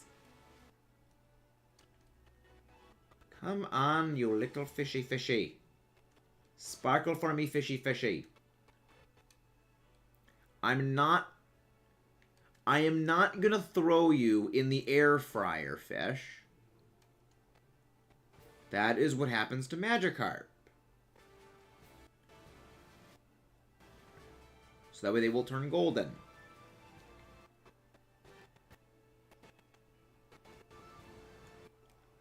They should be far enough away. Because, yeah, you guys just gotta get far enough away they all despawn. And then just go back in, and then you go for the shiny hunting. I wouldn't mind if I phase on a shiny Magikarp, though. I do still need that one for my living shiny decks. You stupid fish.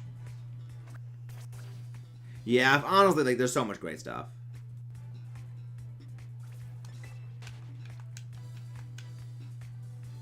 There's so much great stuff in the game. Kirby final boss music just goes hard. It just... Why does a game about the pink little puffball of adorableness have just some of the most absolutely epic final boss battle themes in just games? Why? Who said you were allowed to go that hard? And you know what? I'm glad they did. Yeah, Shiny Man, I love it. It's just, it actually is a solid goldfish. Fish. Fish. Boop. Bitch group. Gerp, gerp.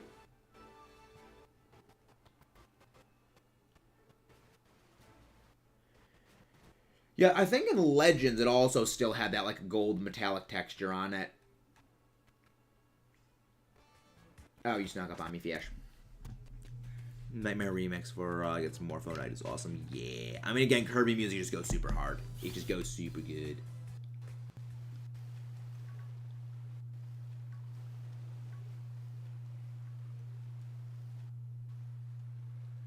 Again, it's a fairly easy spot because it is just, like, bluish. The funny thing is, it's harder to spot, but that actually, like, conversely makes it easier to spot.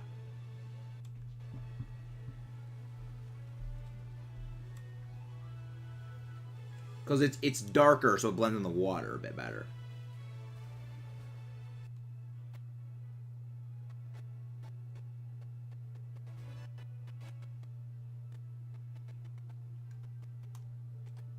Yeah, I'm hoping to get this one's going to be an easy one where it's like one sandwich, both shines in a single sandwich, and then we're good.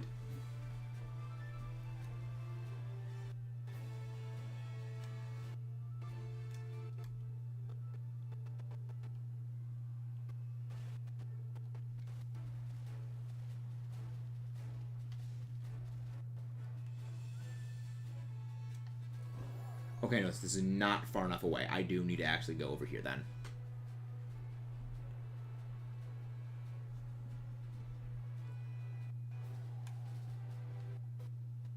That bum. Yes, I guess I do actually need to go this way. So that way I can get far enough so then I can reset everything.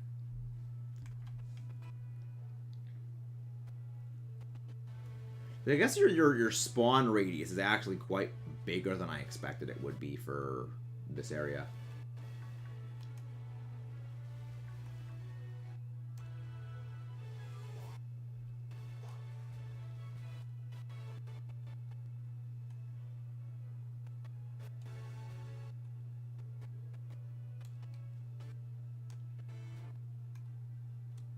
Nope.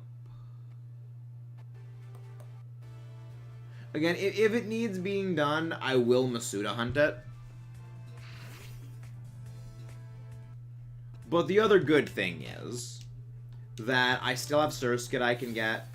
Eventually, I'm probably going to be hunting Surskit around here. I mean, there's a couple places I could hunt Surskit.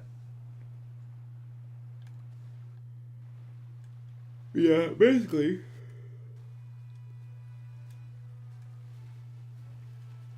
Yeah, and I know what shiny Surskit looks like. It's much darker. So again, that should be easier to spot.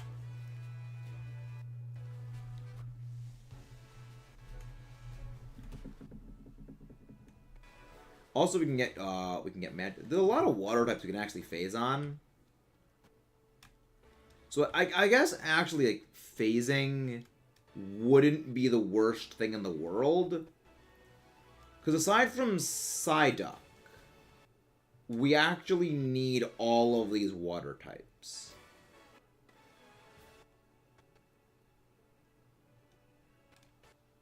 Because yeah, Azurill is not a water type.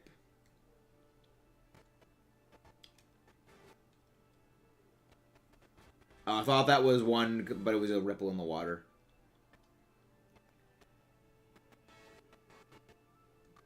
Yeah, the sunlight reflecting off the water also makes this a little less easy.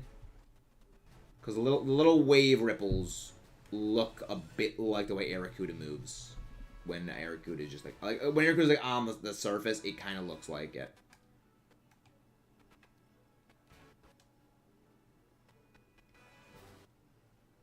Nope.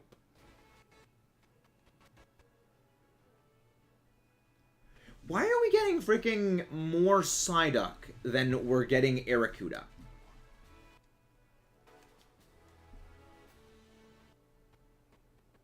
It does not make sense.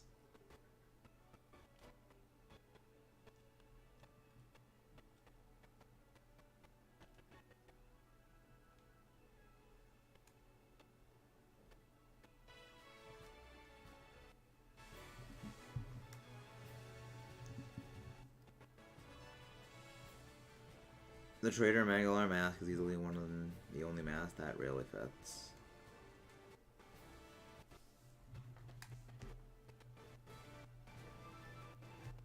I thought that was a shiny Magikarp when I saw the Weasel, but no, it was just a Weasel. Eventually we'll find something here. We will eventually find something. I mean, I hope that that's the title is not an ominous omen of, like, the future hunt. With how long that one took. There was 3 sandwiches.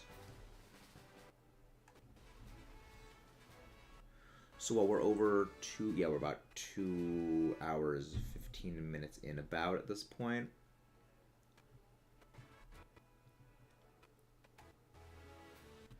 So, yeah, so there's a lot There is not a shiny.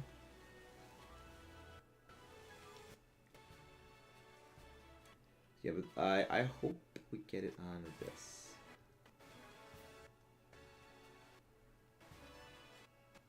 This is a far better way of hunting it than the Barraskewda hunt we had a couple of weeks, like I think 2 or 3 months ago. That Barraskewda outbreak was horrible. There were like maybe 4 or 5 Barraskewda that appeared each time, and we still needed to eventually do an outbreak for Arrokuda.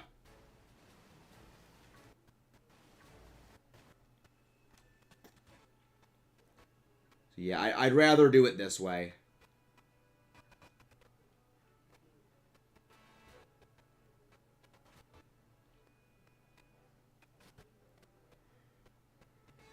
There you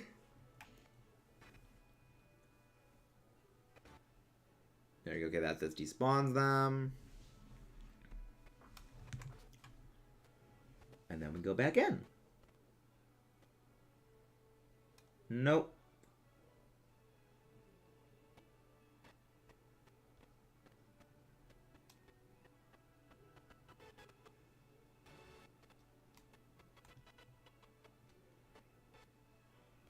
Yeah, there really aren't that many Arakuda that are in this appearing for this. I mean, the only thing I can think of is that they're appearing inside of the walls, which likely many of them are.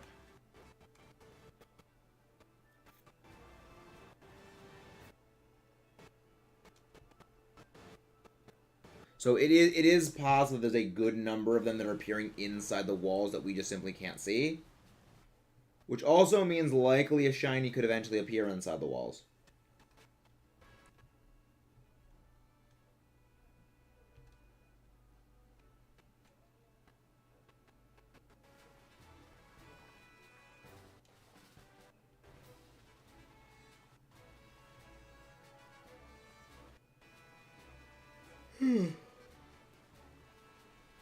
Yeah, again, guys, please don't forget to leave a like and subscribe for more. I think we'll maybe only do one sandwich of this, and then we'll go just, Greninja egg hatching.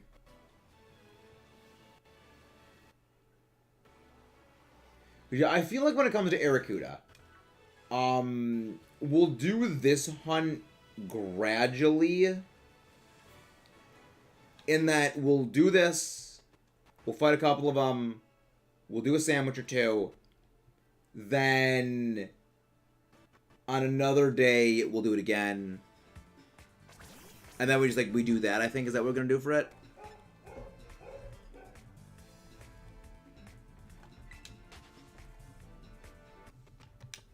I think that's kind of the plan.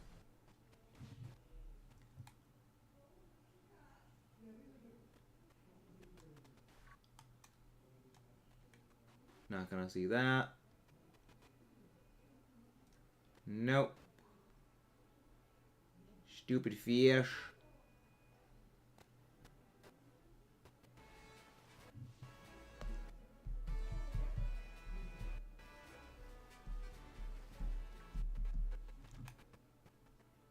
Alright, now we go back in. Yeah, I think that's probably what we're going to do. We're going to handle the Arakuda hunt, gradually.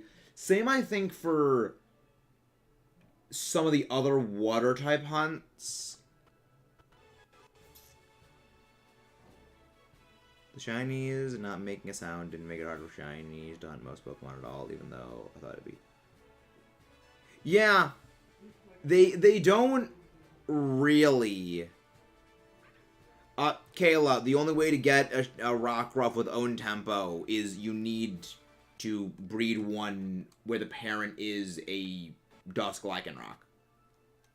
Yeah, you're not gonna get an own tempo Rockruff unless you use a Dusk Lycanroc.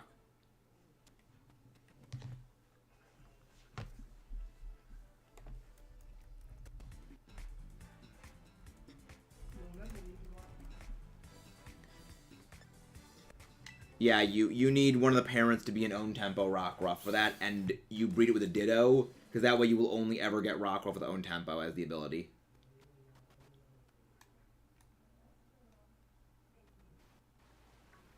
Because, yeah, when you use the other ones, they will not be able to get... They will not have own tempo as the ability that they can give the eggs.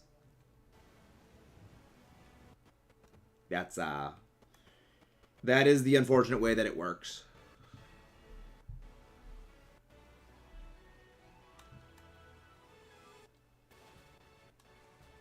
Is it? No, it's not shiny. Not shiny.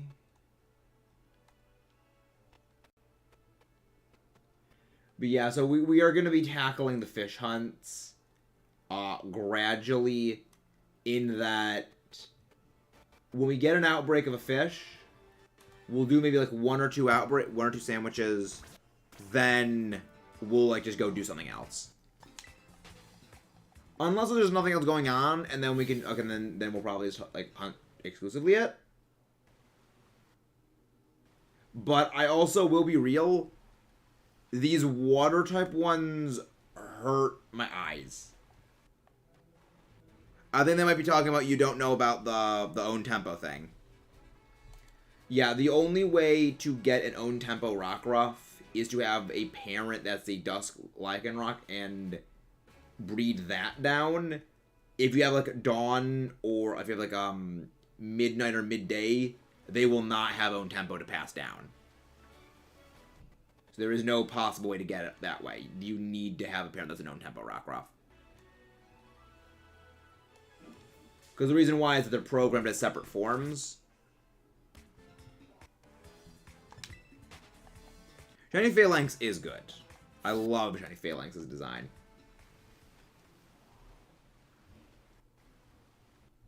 Like, I mean, Phalanx is just great in general. I love the idea of it. It's so good. Competitively, it's not the greatest. But, like, it's just silly.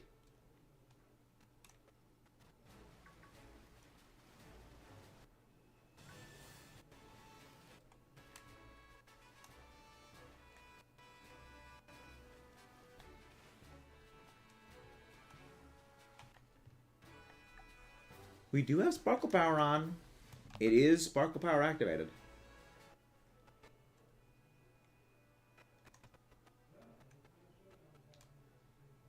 Not seeing anything there. I don't know there was... I know, but I mean with you having the 4 shiny Rockruff. I don't know if you would... You probably don't know if you were breeding them to get those. Or if you were hunting them in the overworld.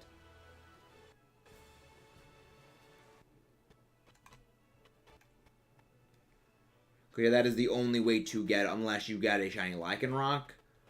Shiny Dusk Lycanroc. Shiny Dusk Lycanroc in the overworld. But that is incredibly rare.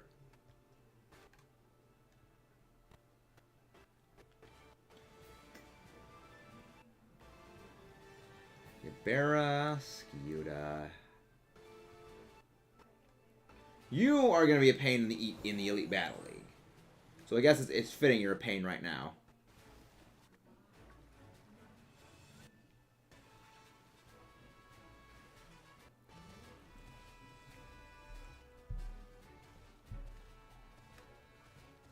Alright, now how about we just go up here, we despawn all those, and then we go back.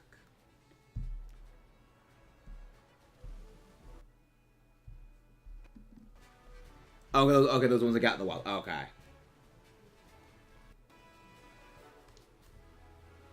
Yeah, that's why when it comes to hunting my shiny Rockruff, that's not gonna be fun hunting. That is not gonna be a too fun hunt.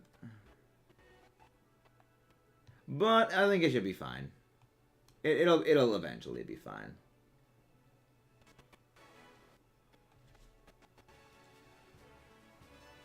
But we still can't get this stupid fish.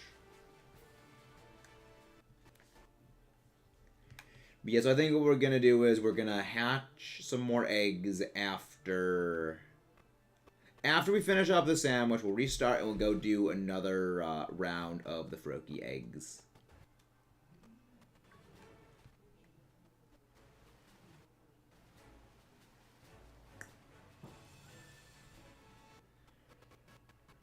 But yeah, this was good. This was a good day. We reclaimed the shiny, which I honestly was kind of hoping we would do that.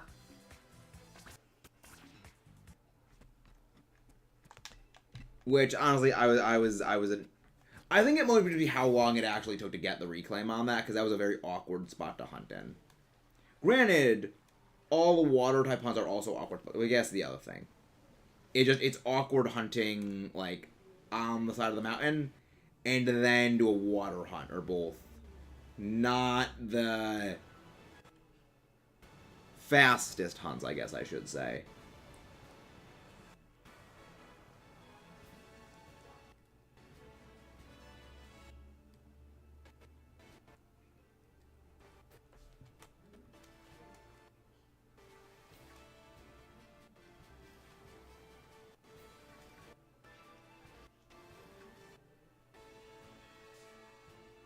None of these are shiny.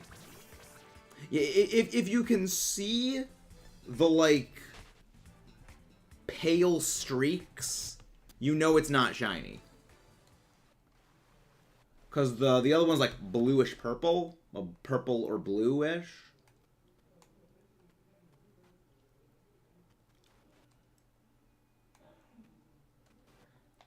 So if you see pale, you know it's wrong.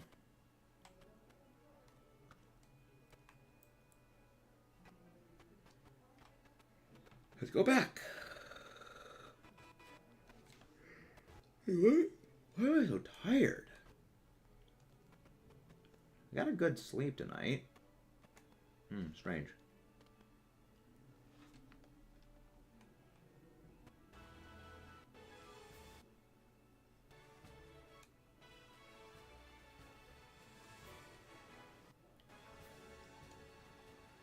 Nope.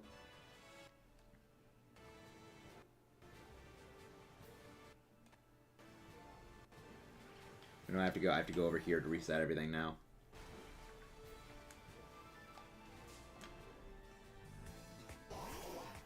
No, I'm gonna be pre-ordering the DLC, so I don't need the Zorua.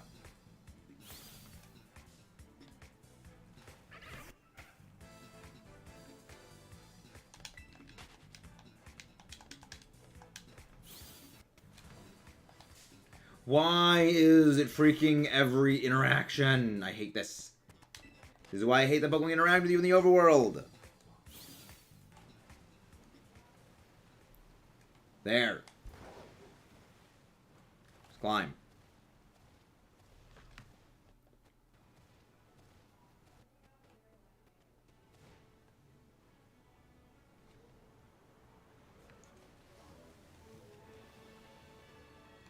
You're not shiny, are you? No, you're not. There you go. 2.5 minutes. Yikes. Yeah, this is why I'm gonna be making, like, these ones are gonna be broken up among, like, various future outbreaks. Because, Barraskewda, oh, not Barraskewda, Arrokuda is just annoying.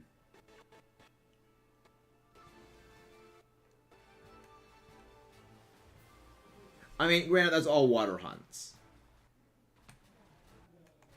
And with the DLC coming out in, like, fall of this year, I'm in no big rush for the Living Shiny decks.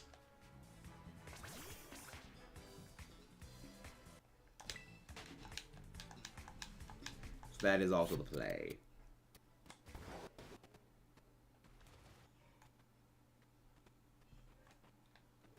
Sand has to be one of my favorite copy abilities.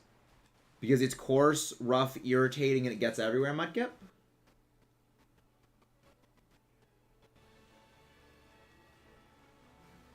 I'll actually probably be picking up Kirby's Return to Dreamland tomorrow. So I gotta like go out and get my hair cut either tomorrow or the day after. And I'll be like right next to wherever, like the place I got my hair cut is super close to like my local Target. So I'll actually be able to go and pick up a copy of it.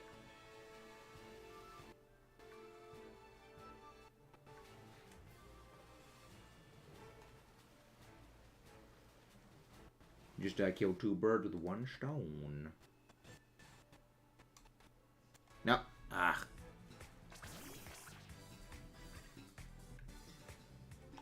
I can also actually go buy my my DLC thing. That's gonna be super good to go do tomorrow. You're not shiny, are you? But yeah, so like the DLC is like, I should probably spend like 100 couple, a couple, be a good amount of money with me tomorrow.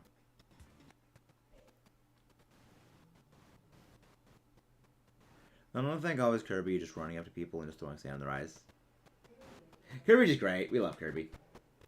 You can't stop the Kirby. He's just too great. He's just too powerful.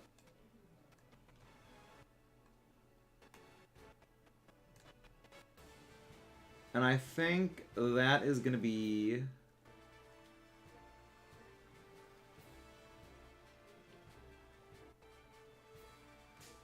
Yeah, I think it's going to be all for today. Yep, this is all for today, I guess.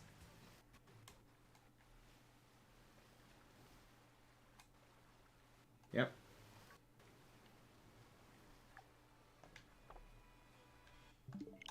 All right. Let's go find someone to go raid. Wing is an interesting one. Cause like, I don't know. It's a bit finicky.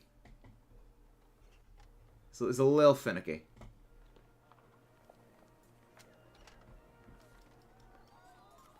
Let's go find someone to raid.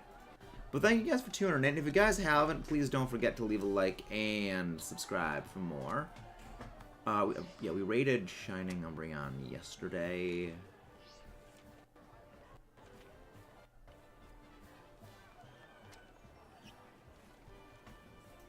Who should we raid?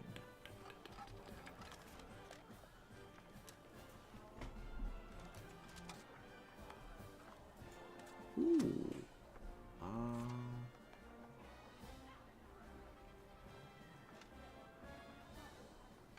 Let's go raid Totodile Tales.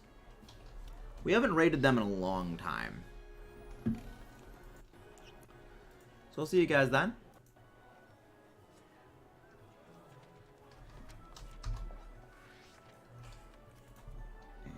And raid. There we go. I'll see you guys next time. Let's rock and roll.